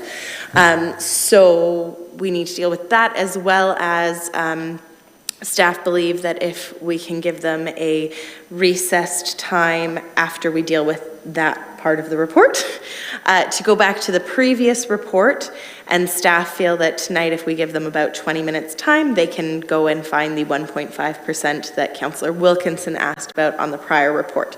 There are a few procedural steps that we're going to have to take to get there, but that is the plan forward, and essentially it's that staff have the knowledge that they can provide us now, and it's not, although it might seem kind to us to try and give them time, it's not actually going to change the circumstances. So if everybody's amenable, we're going to start down a very interesting path of kind of undoing what we just did. So I believe that we need to get a 2/3 passing of reopening Councillor Dunstall's deferral of the community services, parks and facilities arena operator hybrid positions, the night custodian position, and the infrastructure customer service representative and administrative assistant position. We need to reopen that deferral to tomorrow.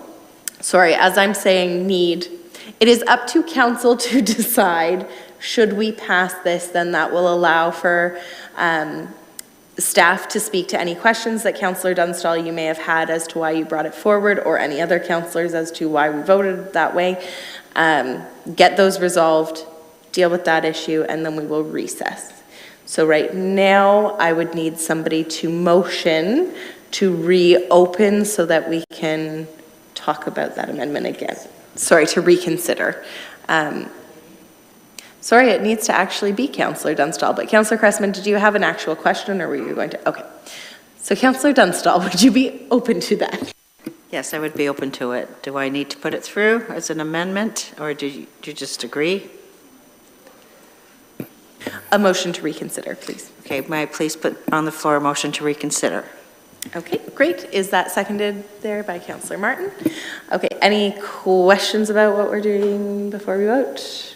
And just noting that it is a 2/3 majority in this case, so we would need at least 4 should we want this to pass, but all of those in favor? Okay, and that passes unanimously, so that is now back open on the floor. So just to recap, we have already approved the Manager of Public Works and the Manager of Communications and Strategic Initiatives into the recommendation that still is on the table. But now, councillors, do you have any questions that you would like to ask of staff regarding the other 4 positions as to why you wanted to hold off? Yes, Councillor Cressman.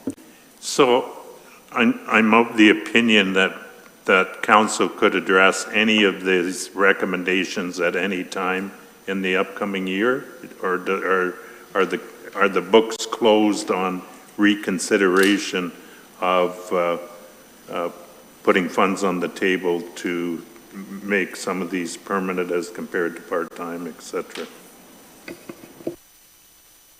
Through you, Chair, if council doesn't approve them tonight, funds will not be included in the 2023 budget to address these positions mid-year.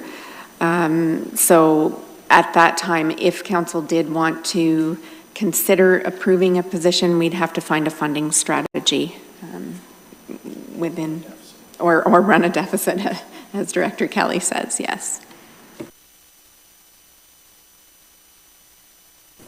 Just through you, Mayor, as a follow-up, if we left the situation unchanged as it is, and staff came to us and said, we're going to lose our part-time help, it's impossible to fill this unless we create a full-time position, my mind would say we would have to be open to consider that at that time, would it not?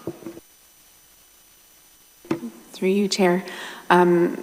you know, when those unforeseen circumstances come up during a year, we just have to address them to make sure the work gets done. So as indicated in the report, we actually did that last year because we couldn't fill positions. So we did create the hybrid position at that time and had to fund it that way. That would be based on a temporary condition, and when we're adding permanent full-time positions, then we seek approval because there are ongoing costs within the budget. Councillor Martin. Through you, Chair Salonen, I understood in the discussion to have the motion brought forward again that the staff were recommending that we have discussion, and so I thought there must be some reasons why this recommendation was made. So I'm curious what those recommendations are. By the way, thank you for your comments, CEO Chambers. I just realized everybody's name is out in front, so if I get anxious, I just have to read everybody's names. And so I'm feeling good about that.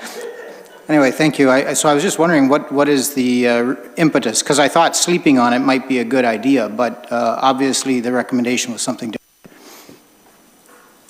Through you, Chair, and perhaps Director Kelly might want to chime in too. Really, on a $10 million budget, $150,000 is not a significant amount. We had a brief chat as staff, and they brought forward some suggestions. So rather than, deferring until tomorrow, we thought we could probably come up with that amount in a short period of time and make those suggestions for your consideration this evening so that we could just dispense with it if that suits council. Through you, Chair Salonen, yeah, exactly what CAO Chambers said. We also are cognizant that I don't feel additional time this evening is going to bring up more things that we might not have considered. We've been going at this for a while. And also we do need time to get prepared for Monday night for the final approval. So pushing this out impacts agendas, impacts timelines for our final budget approval. We feel that we have the resources here tonight in staff with a little bit of time via recess, hopefully from the committee, that we might be able to come forward with something now that we have a clear target from committee to try and achieve. We can bring forward some recommendations, or I shouldn't say recommendations, considerations that could get you to that target, while also giving you the background information of some of the risk that presents, which I think is ultimately the process we're looking for. Councillor Crespin. So, just so I'm clear here, I see two facets to this. The first facet is the aspect of the position discussion, which you want concluded before we recess and go into the longer discussion. And so I thought that's where you were headed, Councillor Martin, in terms of reopening it. And so as such, I guess I'm looking for any new information on that perspective. And so I will ask the question in this manner: which of the positions that were deferred, that weren't approved but were deferred, would rise to the top as being the one that is most urgent? Is that the custodial position? Is that what we're hearing? Or Through the chair, difficult to make these comments on the fly, I must say. This is really hard. We're really struggling in a number of areas, and I'm really not trying to be dramatic, and I apologize if it comes across that way. We are really quite struggling with retaining part-time staff. I have a supervisor over here who's working every weekend, and manager as well. So it's really tough right now. So it's difficult for me to prioritize, but cleanliness is a significant priority. So if I had to choose, I guess that would be the choice.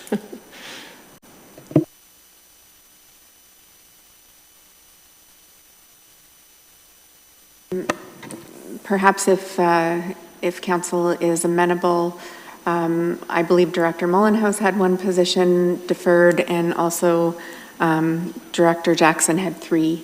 So again, I think risk is sort of the focus here. So if we could just have them speak to, if these positions are not approved, what is the risk and what would you do to mitigate in the interim? If we could just ask you all to speak to that.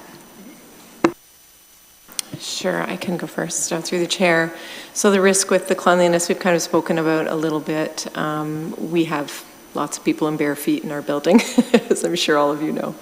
So cleanliness is a significant risk. We could end up with infectious issues potentially. We could end up with, I did clarify from staff for you, Councillor Sadhu, we were verbally, there was a verbal comment from the inspector at the last inspection saying that the level of service has changed drastically, was the comment apparently. Not written up, however, at this point. The risk without going to the full-time hybrid positions, we are relying on part-time staff. We're having a very significant time retaining and recruiting for those positions, and we have many weekends that are being supervised by part-time employees as opposed to full-time experienced staff. So there's definitely, specific to the two hybrid positions, the risk is not having enough staff to remain open for the arena operations specifically. Those staff also take care of the maintenance on the pool side of the facility. So if the pool mechanical systems go down, we would have to close the pool potentially because those full-time staff would be doing that work as well. Is there anything else that you guys want to add? Jeff or Justin?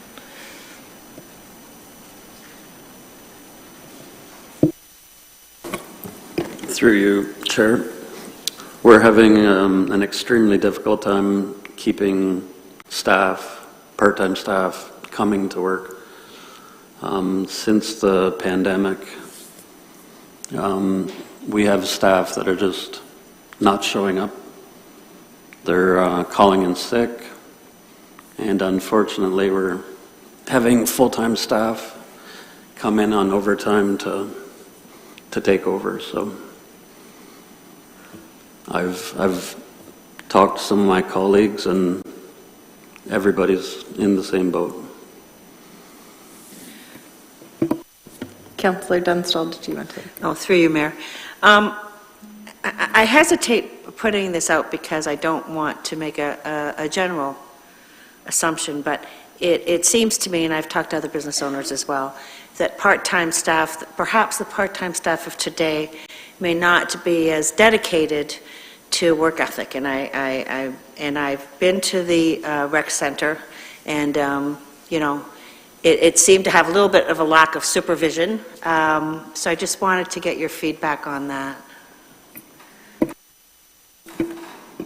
So we do have supervisors that train our staff, and with the facility being so busy, we've got 2 ice pads.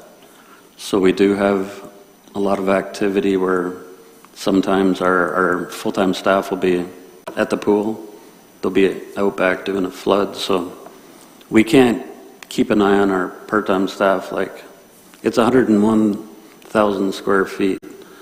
And we try our best, but I know Justin has done lots of training with the staff, and we try and teach them, but we have noticed that the lack of coming to work, doing a great job, is somewhat depleting. Thank you, and that is no disrespect to the youth out there. Thank you. No letters. Thank you very much, councillors. I just want to remind everybody that we're talking about hypothetical new hires here, and we're not scrutinizing the level of service or work that current staff do, which I would say is we are very grateful in the Township of Wilmot to have such great staff. Recognizing I agree. that, Thank you. Yes. Recognizing that, I'm curious, for the Parks and Facilities Arena, the 2 hybrid here, I understand that part of that's to flip over from having part-time, so are we talking about actual staff that we would be looking to change the position?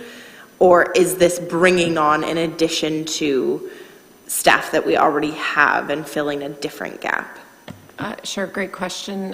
Through the chair, we have 2 seasonal positions that we would be giving up and not filling in order to help fund these 2 new full-time positions. We would also have 2 part-time summer student positions that we would not fill, which we couldn't fill last year, any of those 4 positions. They remained empty, which is why we were able to fund the hybrid contract position that the CAO was speaking of earlier. So it would not be replacing or eliminating any existing staff. It would be creating 2 new positions to cover the work that those positions have been doing historically, that we haven't been able to fill. The staff that we have been able to bring on are a bit younger and they are a little bit less experienced, but they do their best for the township and work very, very hard out in those hot summer conditions. But this would replace those positions and also 3 part-time arena staff. The hours equivalent to 3 part-time arena staff. It wouldn't eliminate their jobs, it would just adjust hours. So with that in mind, just certainly from the sense that I'm getting from council, looking to see where we can cut potentially and prioritize on bringing on new hours, what would it look like in your department if we were to bring online 1 hybrid parks and facility arena operator this year and perhaps hold off on the next year? How would that impact your ability to operate and function? Would that kind of help bridge the gap, or is it super critical? Like, I don't know how your department works, okay. Logistically speaking. I'm curious what that I'll start and then perhaps Jeff and maybe Justin, but through the chair, 5, we're happy to take whatever help we can get. Honestly, we really are. A schedule with 6, and the reason we asked for 2 is because a schedule with 6 over 7 days, because they work evenings and weekends and day shifts and they rotate, the schedule is much easier to work with and the staff have much better schedule, the 5 staff, 6 staff.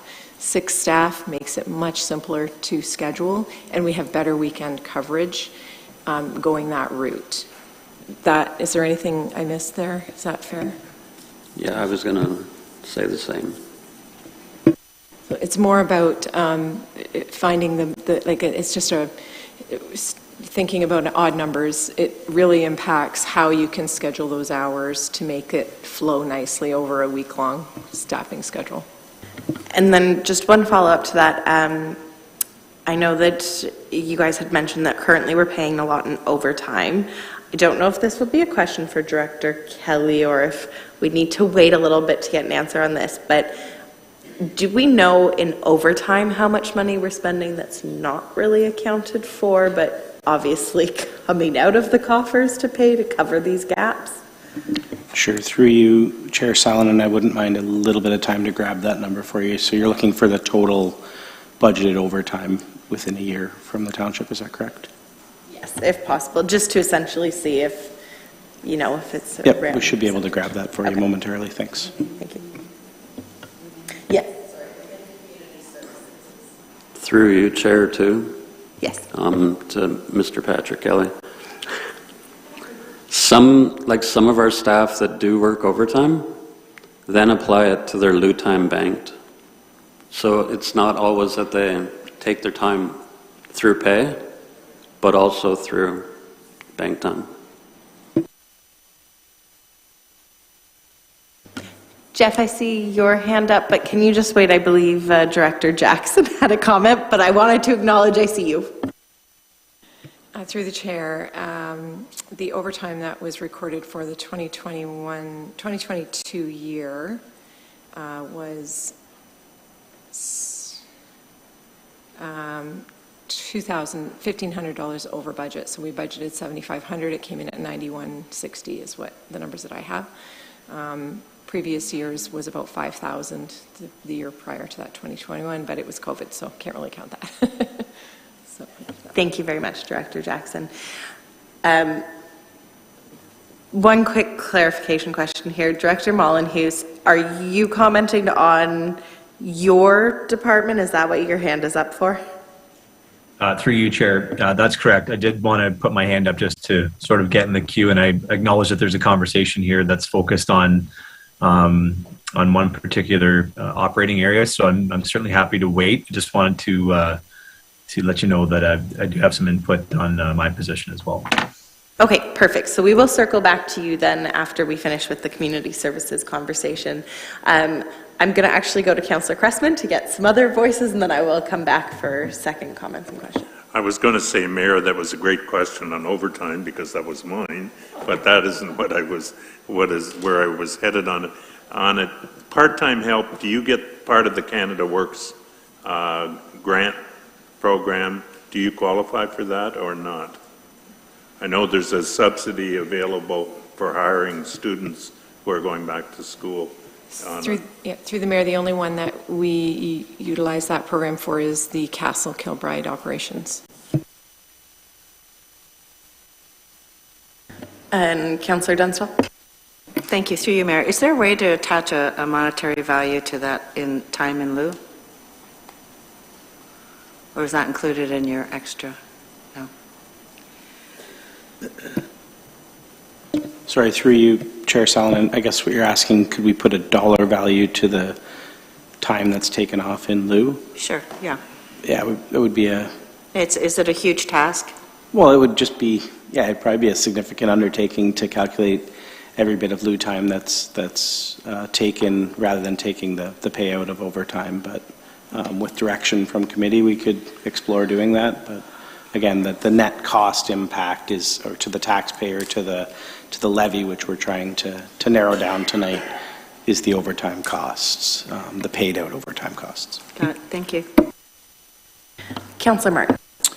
Through you, Chair Salonen, I'm kind of curious on some of these positions.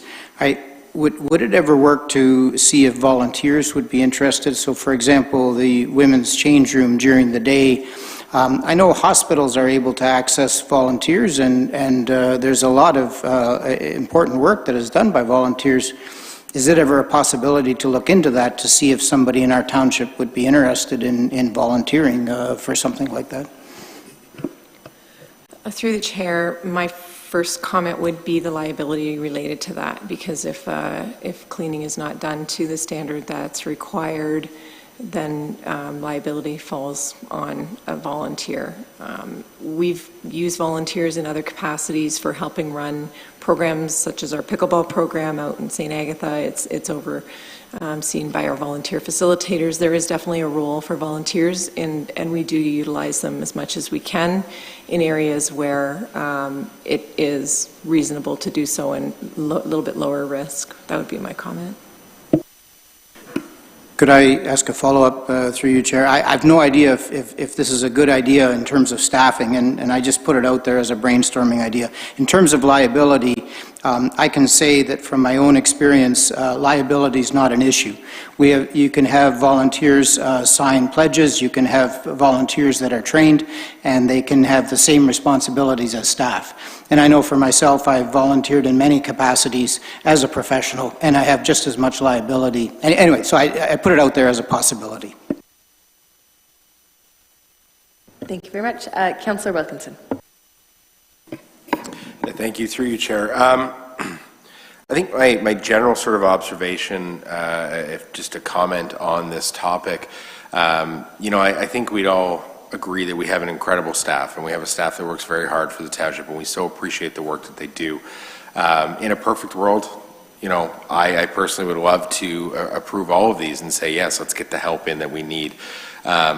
Unfortunately, I don't think we have that luxury right now in the financial situation that we're in as a township, and it's one of those situations where, maybe we all have to kind of pitch in and look at it as titles don't matter, and everybody kind of takes a piece of the pie to make it disappear. So, I look at these things, and I'm inclined to believe that the two positions that we initially identified as certainties that we need to add to the staff should go through. The remaining, I still firmly believe as a group that we should consider deferring them and take into account we can up our recruitment efforts, try and really bring in the youth that live here and have them get back to the community and get paid for it. But ultimately, everybody else that works for the township right now, we're just going to have to realize that titles don't matter and do the extra work to be required. And I know it's not everybody's favorite way of looking at it, but I personally look at some of these hires as, yes, we'd love to do it, but I think right now we just don't have the luxury to. That's my comment in terms of where I sit right now. So I'm also curious, and again, I'm sorry to put you guys on the spot, and I'm not saying that this is the way we should go. This is in terms of brainstorming, trying to better understand and grasp where we can do things. Is there a possibility to look at, say, shortening, for example, the pool being open an hour less to redirect those staff resources into cleanliness and cleaning? I know I've seen it not in the township, but I've seen it in other facilities where they do have to close down. I mean, even most recently, the airport I was at, they closed down a whole bathroom because they needed to direct resources to that bathroom and didn't have them at that time. Is that something that we could look at doing so that we don't have a cost to the levy, but we are seeing, yes, I recognize that people might have to see reduced availability and access to our facilities? Through the chair, that's certainly something we can look at. We do already have all of our lifeguards and aquatic staff cleaning already. They're already going through the change rooms between every shift and doing the basic cleaning responsibilities just to keep it up to the minimum standard that we possibly can. So, but if we were to close for an hour every afternoon or something like that, it's a possibility that we could. It's just the service level that would change. I just wouldn't, off the top of my head, know what that would look like right now. Currently, Monday to Friday, the pool is closed from 1:30 to 3:30, which gives us an opportunity to get in there. But it's throughout, when we're open from the morning to the night, it's those critical times that when you got a couple hundred people coming and going over an hour. So we do have one shut down Monday to Friday already. Councillor Cressman. Yes, I would like to, Jeff has been long suffering, and I would like to get his input on his position, because I think we've had quite a bit of discussion on community services, so I would invite, through you, Mayor. Well, I was going to say, I'm going to go home now. You can do the rest of the meeting. Yes, so if everybody's pleased with the community services, we feel we've explored that option. We will now go over to Director Molyneux, please. Thank you, Chair. Just to note, in the report, it speaks to admin assistant CSR. I think CAO Chambers spoke to technical coordinator, but we are calling it sort of a technical assistant rather than a technical coordinator. It is an engineering focused position, and speaking to the criticality of it, I guess the piece of as the primary driver at this point, we did have a downloaded license requirement, the CLI ECA component that was downloaded from the province. This is a substantial administrative workload and a new permitting process that has to be undertaken by the township. There is a cost recovery model with the work that is done, and I don't know, looking at the finance side, I can speak to that in a moment, but I think there's probably more there than is shown in particular with user pay that would support this position. Speaking to the work, it is an engineering focused position, as I mentioned.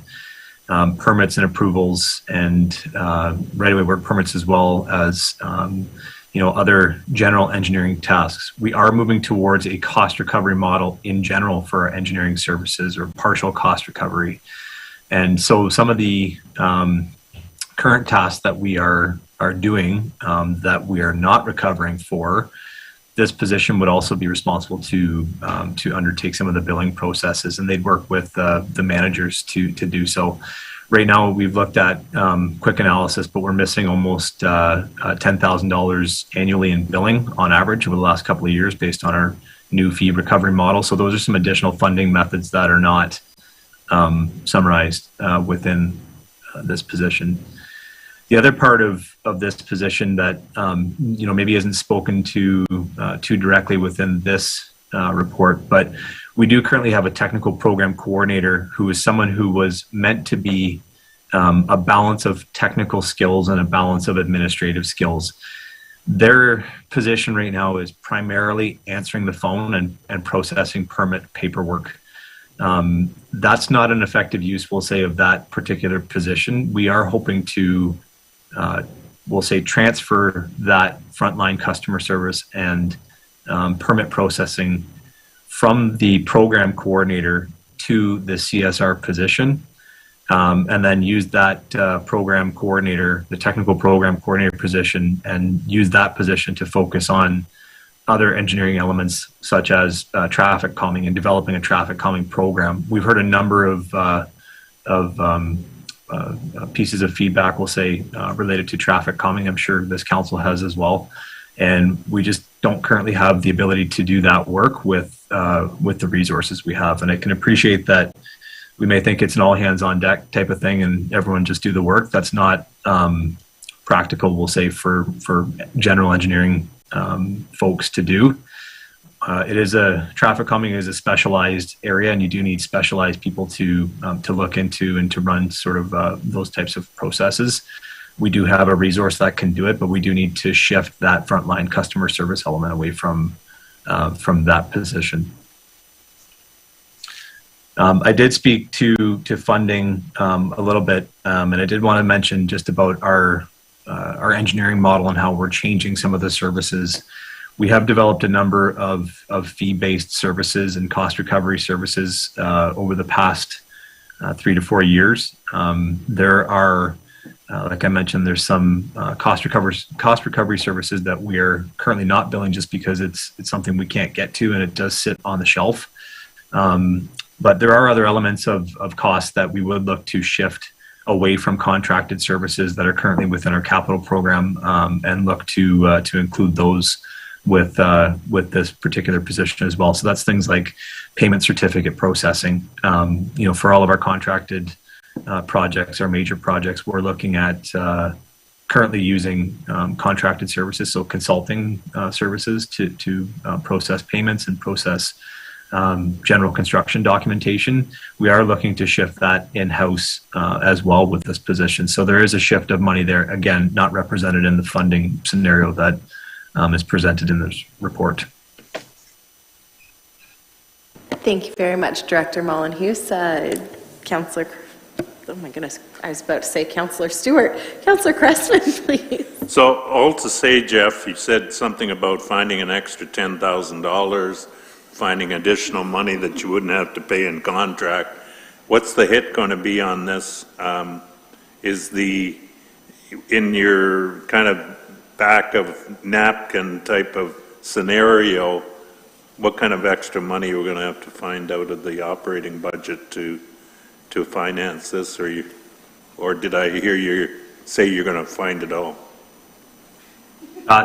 Through you, Chair, we could reduce it significantly. I think looking at the report right now, we're looking at 31,000 net cost impact presented in the report. We certainly could bring that down below 10,000, and we could be pushing towards and approaching towards zero if we are able to look at and recover some of those unbilled fees at the moment. So my mind, that's a risk I'm willing to take. That's music to my ears, so to speak, and I would see it being justified in what you presented. So I would hence make an amendment that would be included in, or whatever small portion of that position would be included in next year's budget. Okay. Is that how we handled this, or how did we? Yes, I was just going to say, we do, technically speaking, with the backwalking that we did before, we still technically have Councillor Dunstall's motion now open, that is to defer everything to tomorrow, because all that we've done is opened it up, that vote didn't take place. So we need to first deal with that, which I'm going to guess, based off of the fact that we opened it up, I'm going to make the assumption probably that we're going to vote to defer it. Then we would go over to your amendment that you have proposed, Councillor Cressman, unless the clerk is, I got me saying I'm doing something very wrong here. No, through you, Mayor. If council wants to continue the conversation around staffing related to those items that were being, or the position, sorry, that were being deferred, you would need to vote down this motion, vote against it, and then someone can put forward a new motion on those three positions, maybe 4 positions, in whatever way you see fit. But at this point, the motion on the floor is to defer. So if that's no longer the intent, then we would look to defeat that motion. Amendment, apology. So I would say, just for sake of ease, before we go further into any more discussion, if there is any more to be had, how about we deal with that motion first, which was the initial motion before our recess, which was Councillor Dunstall's to defer all 4 of these positions to tomorrow night. We have already backtracked our prior vote, reopened that with our 2/3 passing. So now what we would be voting on is to defer to tomorrow. Again, based off of the exercise that we've just gone through, I would suggest we're going to be defeating it. Obviously, I cannot tell you how to vote, just trying to clarify the situation in which logistically and procedurally speaking we need to do to move forward. So, is that clear to everybody what we're voting on right before us right now? Okay, so all of those in favor of deferring all of these positions to be discussed tomorrow? Okay, all of those opposed? That has been defeated. Now we can go into Councillor Cressman's proposed motion, which is to bring forward the infrastructure services position, added in with the other 2 manager positions. I see that our CAO has something that she would like to share first. Yes, through you, Chair. In order to achieve the levy impact, as discussed by Director Mullenhouse, I think we would have to present a revised funding strategy for that position for Council's consideration. So I'd like to invite him to speak to that at this moment, so Council's aware of what the reduced impact would be.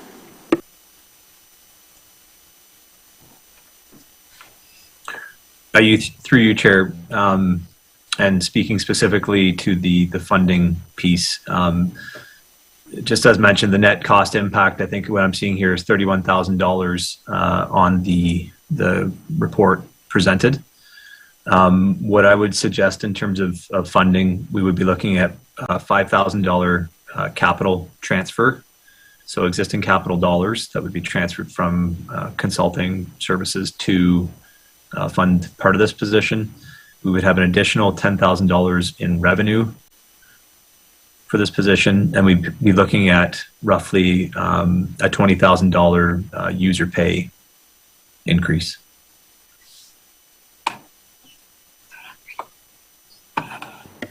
Thank you very much, Director Mullenhouse. So, any questions to that structure change?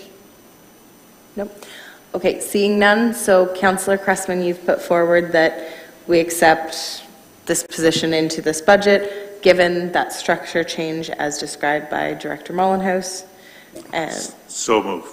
Mm-hmm. I so move as, my apologies. Director Molyneux described it. Great. Is that seconded by Councillor Martin? Any further discussion before? Okay. All those in favor? Okay, that passes unanimously. Now that leaves us with 3 positions still, the community service positions that we need to deal with in some capacity this evening. I believe we've had pretty thorough discussion, so is anybody willing to move something, whether in capacity of all 3 or looking at them individually? Councillor Wilkinson. Yes, through you, Mayor. I will move that we defer the 3 community services positions until next year. And do we have a seconder? Seconded by Councillor Sadhu. Any questions or comments from anyone on any sides? Okay, so all of those in favor? Okay, and all of those opposed? To oppose it. Okay, that carries. All right, so that has now dealt with many amendments and rechanging of amendments on this recommendation that we have before us, but all of the positions have now been dealt with. To that extent, we will now be voting on the final recommendation with all of the amendment changes. Is the clerk or deputy clerk able to put that up? No? Okay. Just one.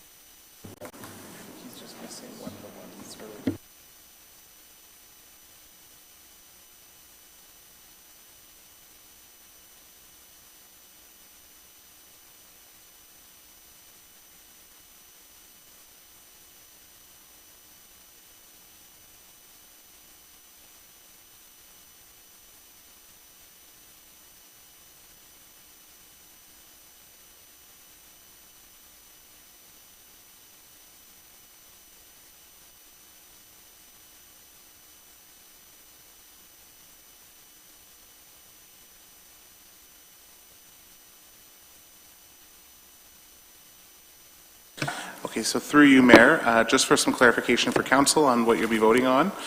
Council has previously amended, passed a motion to amend the motion that the Infrastructure Services Manager of Public Works, Infrastructure Services Customer Service Representative and Administrative Assistant, and the Office of the CAO Manager of Communication and Strategic Initiatives positions be approved in the 2023 budget, and further that the Community Services, Parks and Facilities Arena Operator Hybrid 2 positions and the Community Services Night Custodian position be deferred to the 2024 budget.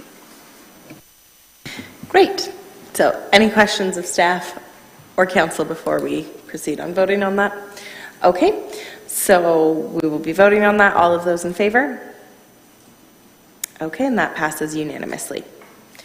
Now we are going to take a 20 to 30 minute recess for staff so that they can go back and get the numbers on the prior motion item for us. And so those of us who are joining us online, if you come back for, we'll say 10 o'clock, we will be reopening in session. And in the meantime, we are recessed.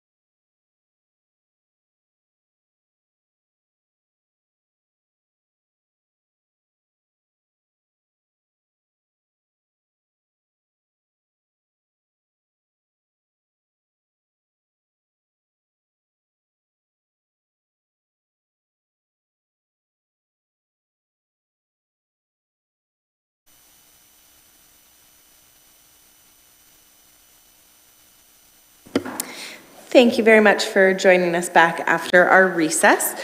So just to quickly recap what we will now be diving into, and that's going to be to reopen, that's okay.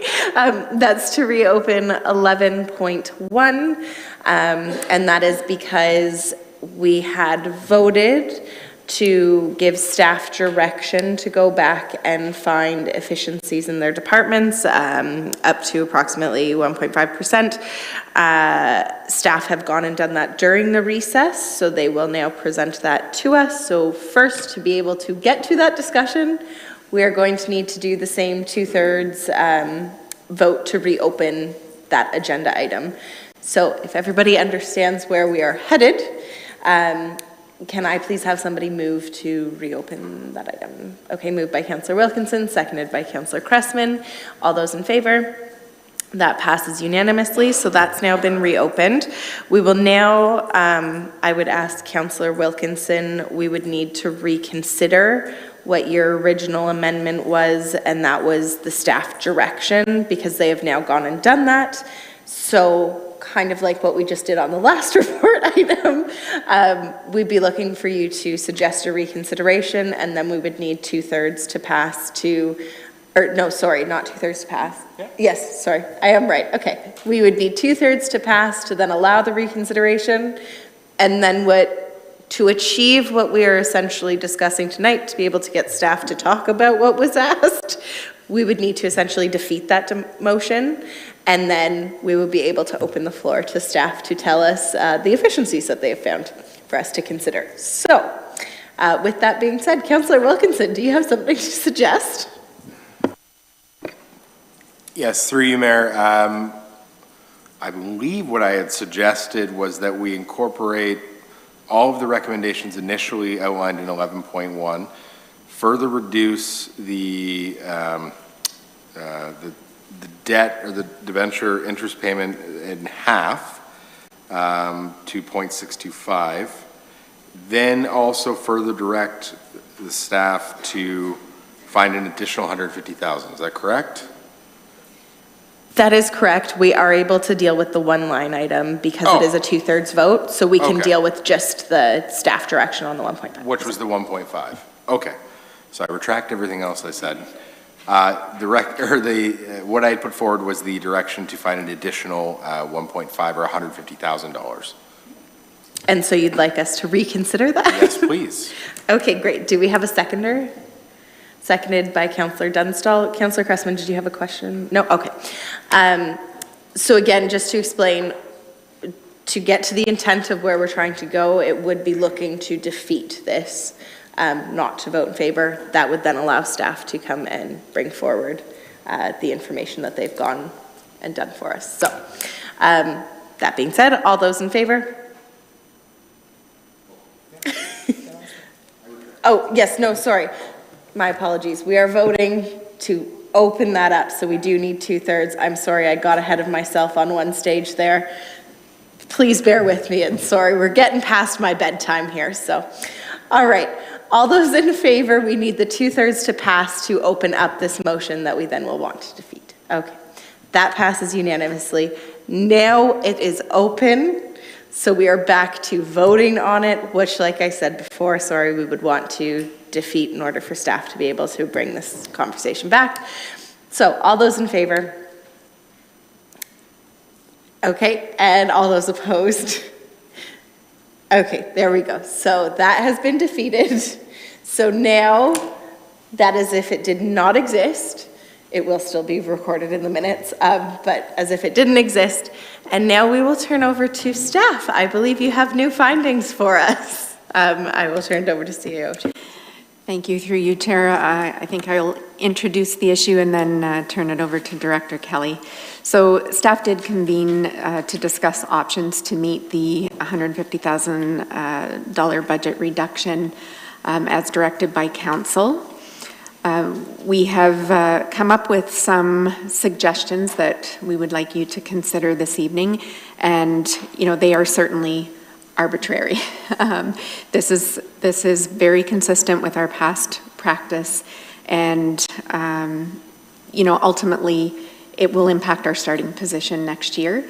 As we said, we do want to quantify that for you, so we're anticipating having that prepared for the March 20th budget approval so that you're aware of where your starting point is going to be next year. We have come up with reductions that slightly exceed the 150,000 mark, and that takes the reduction to 6.58%, which is below the sort of top limit 7% target that council directed. In light of that, I would like to ask council if they would consider reestablishing the custodian position to get us still slightly under the 7% and address the cleanliness issue within the recreation facilities. So I'd like to put that back there for your consideration. And with that, I will turn it over to Director Kelly to summarize them. And as we're deferring these items, I think it would be advisable to have staff speak to the risk associated with the deferral of the items that they're bringing forward tonight. That's great. Thank you very much. I will now turn it over to Mr. Gill. Sure. Thank you, Chair Salonen. As Sharon noted, these are obviously arbitrary revisions to our budget to reach a target that seems to be feasible for committee. So I'll run through them rather quickly myself and then hand it over probably back to Chair Salonen to reach out to each of the staff members here to talk about the risk of not doing or reducing the allocations in certain areas. So we'll start first, and then thank you obviously to the staff team for quickly putting forward items for consideration. These projects are important projects and priorities to the township, but again, we're trying to make ends meet for this budget process. So the first from infrastructure services would be to reduce their operating budget by $35,000. That $35,000 was included for a crack sealing program on roads. So that is a 0.35% levy adjustment that would go down. Second is also from infrastructure services would be to reduce our operating budget for culvert repairs to $12,500. So essentially cutting it in half from $25,000 to $12,500. The third item, that would be a 0.13% levy adjustment. The third item is shifting of funds from capital to operating, again for infrastructure services. So we would take $35,000 of our reforestation grant from Enova Power Corporation and use that towards funding tree and brush removals and replanting programs within the operating program rather than additional funds in the capital program. That's a 0.35% levy adjustment. Those are the three from infrastructure services. Then moving on to development services, they've put forward consideration to defer. Again, I should have said from the start, these are all deferrals. These are not cancellations. These are not disappearing costs. They're deferrals to be reconsidered and brought back in next year. The planning software that was put within the capital program, they've identified they consider deferring that for 1 year using existing internal resources, though more challenging to do so. That would save $50,000 or 0.50%. And then finally from community services would be the deferral of the sand filter at the Wilmot Aquatic Center. They could continue with a program that they've put in staffing-wise to push off that sand filter replacement for another year. That's a 0.15% reduction. So the combination of each of those is a 1.49% reduction, almost 1.5%. We would also ask that committee consider completely removing the debt payment obligation, the addition of the $62,000 into this budget. That would essentially bring us to a point where we've reduced the budget by $209,950. from where we came into the meeting tonight. And if you take into account the 3 positions that were approved or endorsed by committee tonight, that would be $57,000 in new costs. So all told, the combination of all of those changes would be a net reduction of $155,253, or roughly 1.56%.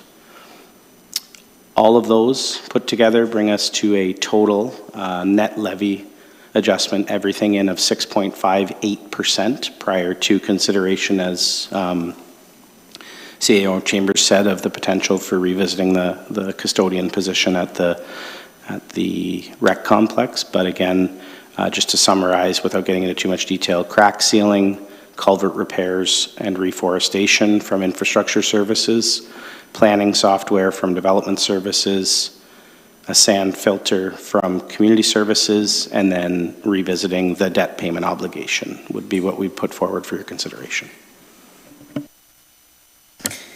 Thank you very much, and I just want to say a huge thank you to staff for taking the time and going through. I know it's very difficult to have to consider what to cut off to try and reach goals, and I do really appreciate all of the work and recommendations that you've come up with. To that end, Council, so Councillor Cressman. Just a quick question. I don't know if you mentioned the sand filter, what the amount was. Yeah, the sand filter was $15,000 in the capital program that would be deferred out to 2024. So a 0.15% decrease in the levy. Thank you. Staff, did any of you want to speak about specifically the 3 departments that there are proposed further changes? Did you want to speak towards those and what that means? I'm seeing no, okay.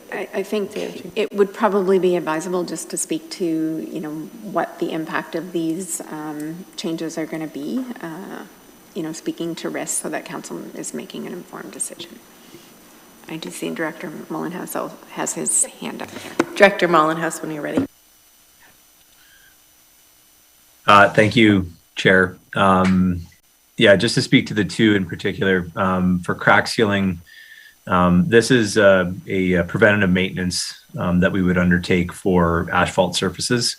If we were to delay or defer this work, it certainly leaves the roads at a risk of further, we'll say, moisture penetration and further expansion of asphalt surfaces, cracking, stuff like that. So it can create conditions where, the road maybe ages a bit sooner than it should, and it also would create conditions of eventually into potholing as well. So really this is a preventative maintenance. You're maybe not going to see something directly impacting it this year, but it certainly is something that will impact the what we consider it or call it the pavement condition index down the road. On the culvert side, we've had a budget line for, we'll call them smaller sized culverts that don't meet the Ontario structure inspection size, and that's about a 3-meter span. Anything less than a 3-meter span, we try to look at either a contracted service to do the work, or we complete culvert repairs in-house.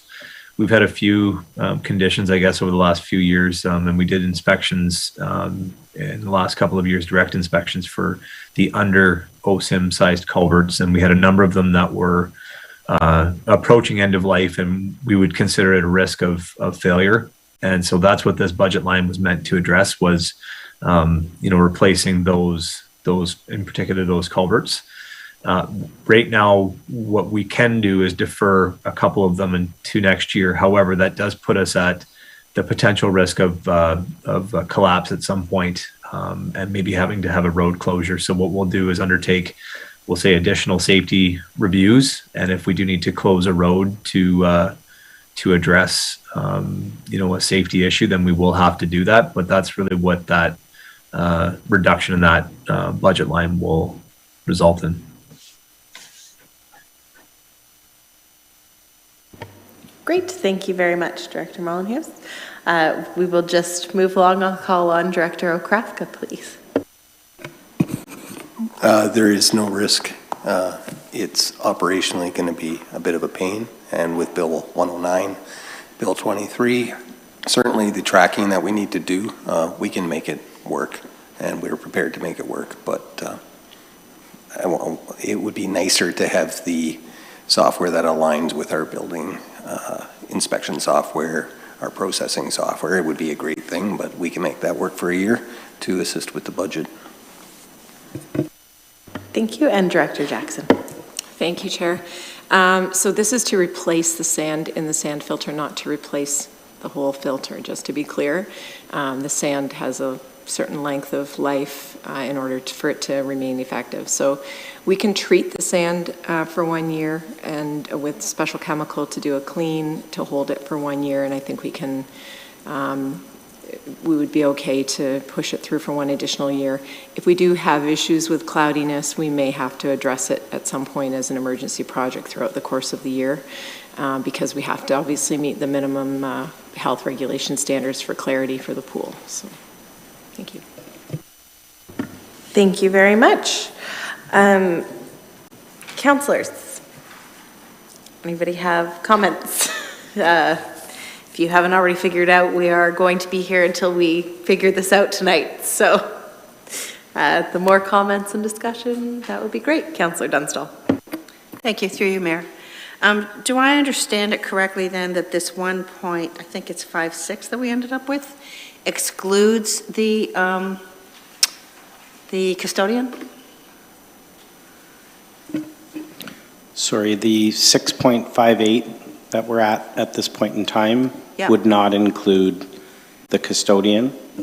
If the custodian were to be, I won't use the word reconsidered, raised as a motion to include in this budget, it would add 0.3% to get us to 6.88. And sorry, I guess while I have the floor, 6.88 to the average property owner would be $75.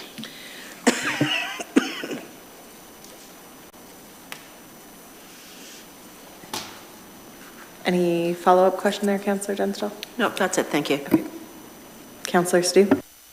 I appreciate you guys going back and looking at the numbers, and just a statement, I think this strikes a good balance of kind of reining it in a little bit and making it an easier pill to swallow. Also understanding that we are deferring some things down the road, but until our financial picture looks a little bit better, this is a number that I am comfortable with and I think would make sense. Councillor Cressman.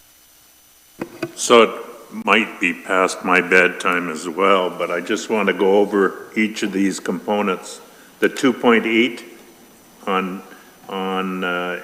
is included in that, and the other employment positions are included in that, correct? Through you, Chair Salonen, that's correct. The 2.8% infrastructure levy, the existing 3 positions would be 0.54%, and the remainder would be adjustment to our base levy. That gets us to 6.58. Councillor Cressman. So given that, I would, if I can bundle this as one motion, that I would move that we would include the custodian position and make the adjustments as detailed to come up with a 6.88 as our budgetary increase for this current year. And that's seconded by Councillor Wilkinson. Any other comments or questions? Councillor Martin. Thank you, through you, Chair Salonen. I'm certainly in favor of this, and of course reducing costs is a good thing. I'm wondering about the roads. Will that actually increase our costs in the future, like say 5 years from now, if we reduce some costs this next year, is that going to increase, double, or triple the cost of our road reconstruction a few years down the road? I didn't mean to make a pun, but I did. I don't know, is that a reasonable question, I guess, to you, Director Mellenhouse? Through you, Chair, yeah, that it would increase costs down the road. I can't give you an exact, ratio or 1 to 2 or 3 type of ratio, but what you can expect is that it would increase your maintenance costs to address things like potholing and, road asphalt breaking up. So there would be an expected increase in cost. However, I will say this, the crack sealing program is, we'll say, in infancy stages in Wilmot. We historically have not run one through numerous previous budgets. So it is something that is sort of in an infancy stage. We do need to start it though, because it is an item that will tighten up roads and keep moisture out and keep our asphalt and the base in good working condition. So to answer your question, yes, it does become a deferred, a deferred and increased maintenance cost. Again, we are starting this. It's an infancy thing that we haven't done in the past. So it is something that we are already seeing some of those deferred costs in our road maintenance and road conditions. So I guess through you, Chair Salonen, I would very much like to go along with my esteemed colleagues here and vote in favor of this.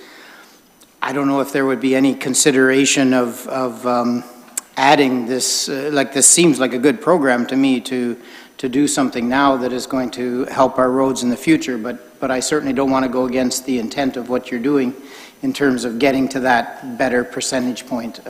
So I don't know. I'm putting it out there as a discussion. Councillor. Through Chair Salonen to Jeff, with the infrastructure levy that we have in place for the reserves, if something comes down the table in the next year or so, can we take out from those funds for the roads to repair? Through you, Chair, just to make note of the two parts, I guess, when we're speaking to crack sealing, I'm going to say we're not going to see catastrophic road failure. It is just something that tends to accumulate slowly, but will eventually add up to some pretty beat up roads in some cases. So in that respect, future years, certainly we can look to that. When it comes to things like culvert repairs, those are the ones that are probably more concerning and can be more of a challenge from, we'll say, a general operations standpoint. The more we defer those types of costs for culverts that we know are already, we'll say, getting close to expiring, we do have ways to manage that. As I mentioned, one way is to close roads and wait till we have budget funds available, and certainly I would say infrastructure levy dollars could likely be used towards some of that. Some of them can be very significant in costs, and the ones we're looking at that we typically budget for we're looking in the $12,000 to $25,000 range to complete. We did have one culvert, I think it was 2 years ago now, on Christner Road that failed, and there was a partial road collapse. And when we look to repair those things on an emergency basis, we can see a 25 to 50% increase sometimes in costs. Christner Road culvert was one that we had on the books to design in-house and to repair. And we were looking at estimations close to $150,000 for repair at the time we were designing.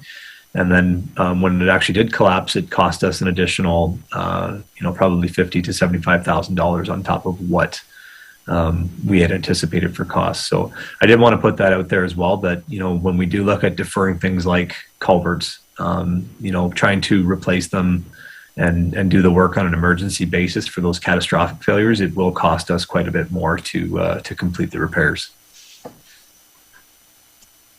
Okay, thank you very much. Councillors, any additional questions there? Councillor Cressman. So this is again through you, Mayor, to the Director of Infrastructure. In terms of culverts, there is money, as I understand it, in the budget for culvert repairs, so it would involve triaging which are the worst and then trying to estimate end of life so that at least the worst ones are addressed. So this isn't eliminating culvert repairs, it's reducing the amount that we would have in the budget to do culvert repairs, correct? Through you, Chair, that's correct. We will carry a nominal amount. I will say it's not substantial. It will, when we speak to prioritization, we will be looking at a very limited number of repair opportunities for this year, and it likely won't become what is the most critical repair. It will become what is the most critical that we can get done with the amount of money that we have. So that may preclude some of the more higher cost ones from our list, but to answer your question, yes, there is money there that we will be doing some form of repair to culverts. Thank you very much. So question over to Director Kelly.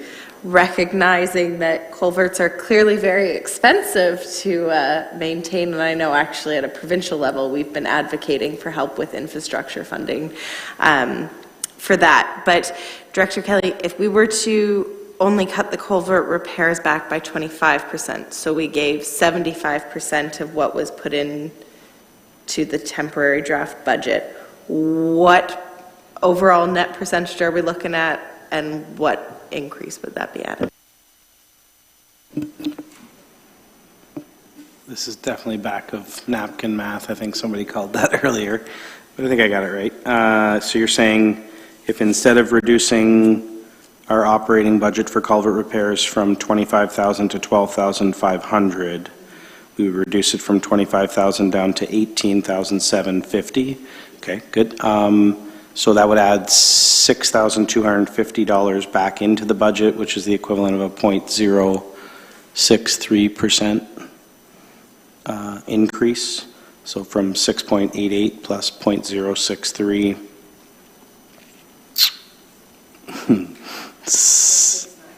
Yeah, 6,943. Okay, thank you. I will just leave that in the heads of council there. But okay, are there any other questions or Councillor Cressman?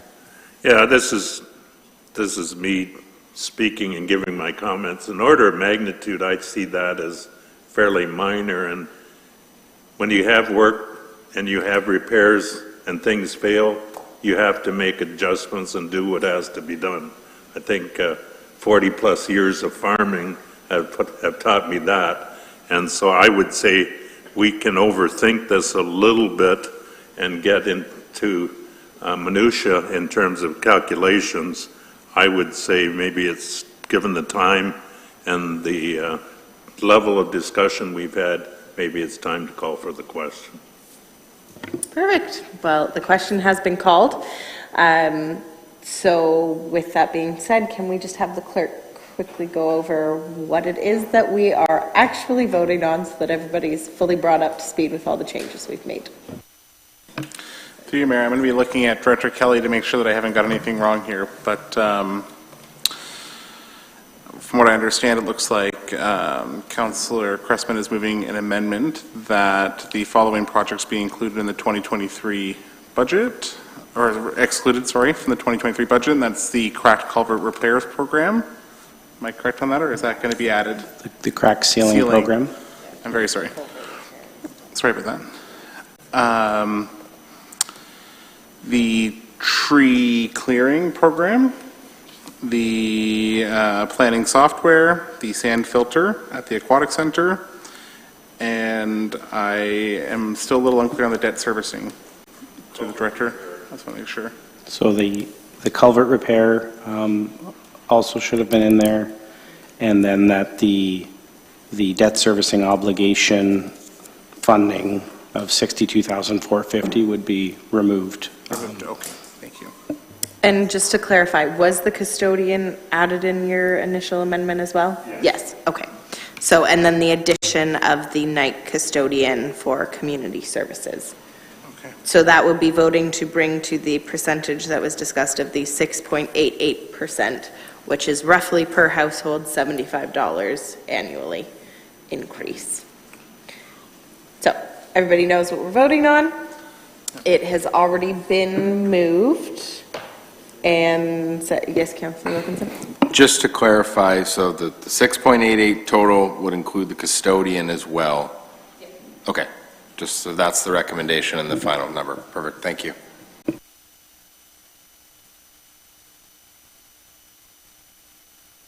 And so, just to confirm, it was moved by Councillor Wilkinson originally, seconded by Councillor Cressman, and then, sorry, the other way around, I mean, my apologies. Moved by Councillor Cressman, seconded by Councillor Wilkinson. Yes, Councillor Wilkinson. And when we are voting on the final question here, I would like a recorded vote, please. Okay. Thank you. So we can do a recorded vote.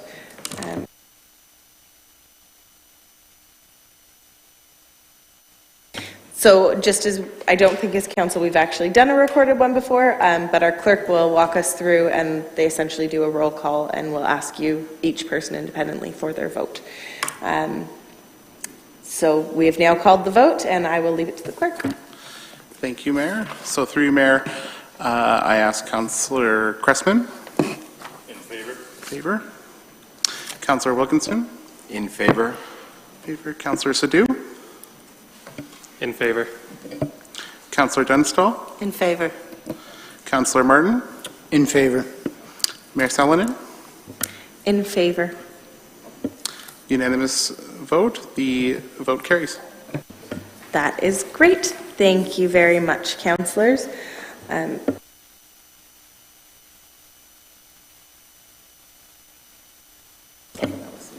Okay, so now we have one last main vote on the reports, which is the final recommendation, which is inclusive of that. I'm assuming you want that to also be a recorded vote? Okay. So this is now the initial recommendation, going back to what is in the agenda, with all of the additional amendments that we've made throughout the evening to it, which includes everything that we just passed. And I'm just looking because I don't have it written down. I'm just one moment here for our deputy clerk. We get that one typed. Yes.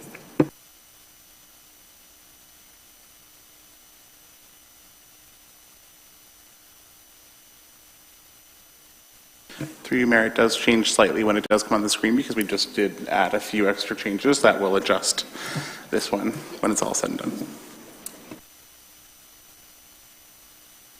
So it removes the staff direction part. We can just completely take that out.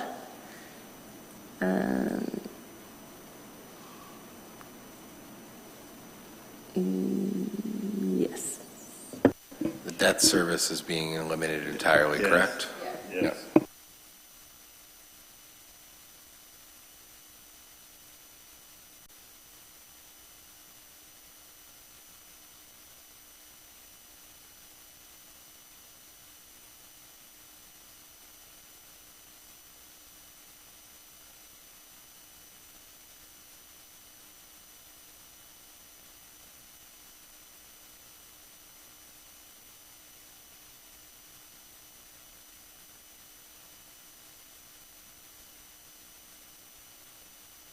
Sorry, just for those watching online, we're just getting it correctly on the screen here as to what we're voting for. Yes, And Councillor through you, Robinson. Mayor, just to confirm too, I think should it include the staff hires that we have approved as well, or is it's a different motion? Okay, yeah, never mind then.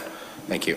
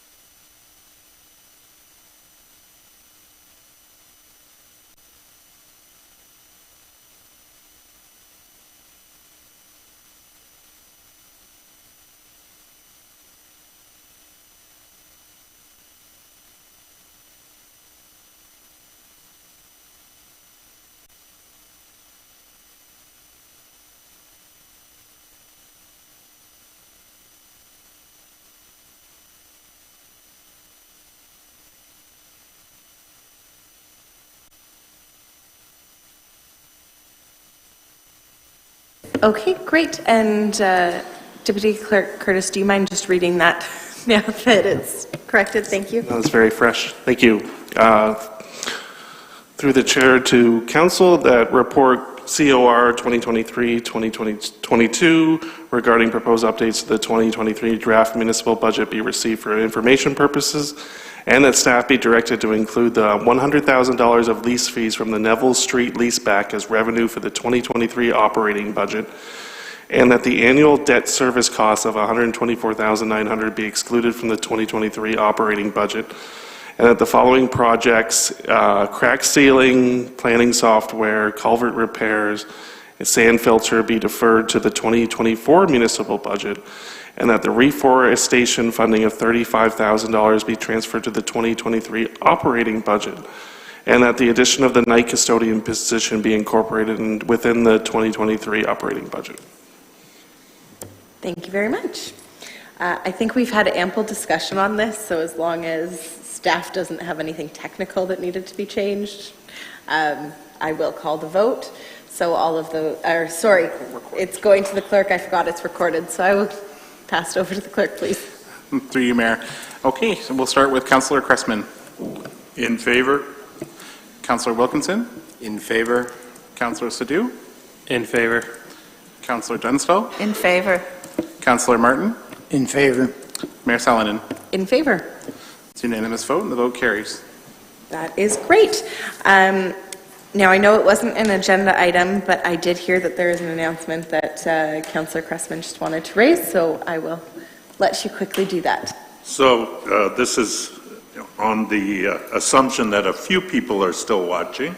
I wanted to announce the Board of Trade in New Dundee has a pancake breakfast on Sunday the 19th, March the 19th, from 10 o'clock in the morning till 1 p.m. All you can eat, $12 adults, $6 for children 5 to 12, and preschool, they're free. So, and it's real maple syrup that saw a tree. So all are invited.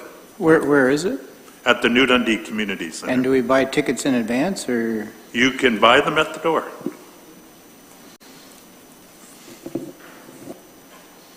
That is great. Thank you very much. Since I did allow that announcement, do any other councillors have announcements they'd like to share this evening? Okay, I will quickly turn it over to CAO Chambers just to summarize where we have gone through this evening, and then we will move on to the adjournment. Thank you, and I want to thank staff for all their work in putting the budget together. I know it's an awful lot of work, and also for council for a really great and open discussion around our fiscal circumstances and putting forward a budget that meets the needs of the community while also being fiscally responsible. So where we've ended up is 3.2% for inflation, 0.84% for new staffing resources, and 2.8% for the dedicated infrastructure levy. And we'll be bringing that forward for final approval to council on March the 20th. That is great. Thank you. And I do just want to say thank you very much to all the staff, both the leadership team and general staff. I know this has been a lot of work, and really it's not fair when the province hosts the elections for us to come halfway through, but we really do appreciate all of the work that has gone into this, and have really appreciated the open conversation and that we've been able to dive into this and I think do a collaborative process that benefits the community. And thank you on that to council for bringing great questions forward and all of the great discussion over the past few months. I look forward to final budget day and then being done with this budget come Monday. With all of those lovely comments said, we will now adjourn this evening. May I please have a mover? Moved by Councillor Cressman, seconded by Councillor Martin. All those in favor? And we are adjourned. Thank you.